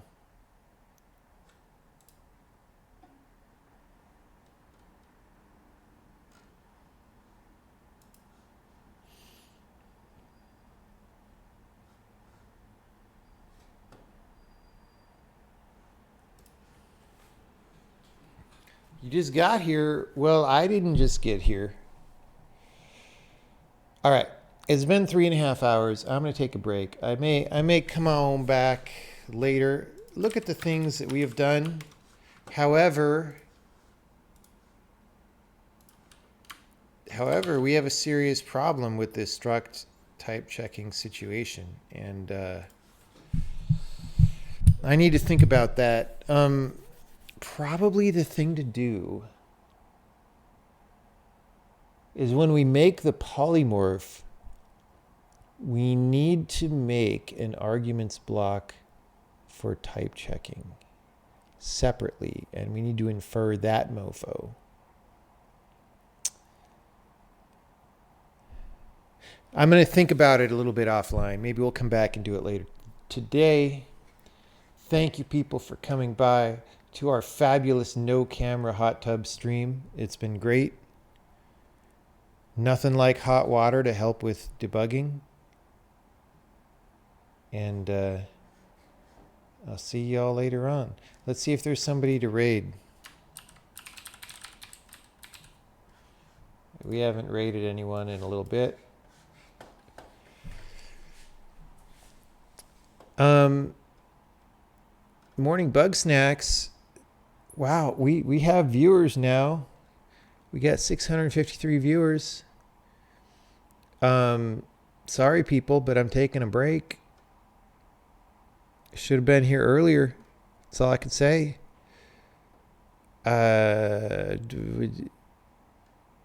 Climate data visualization. Hoop collision.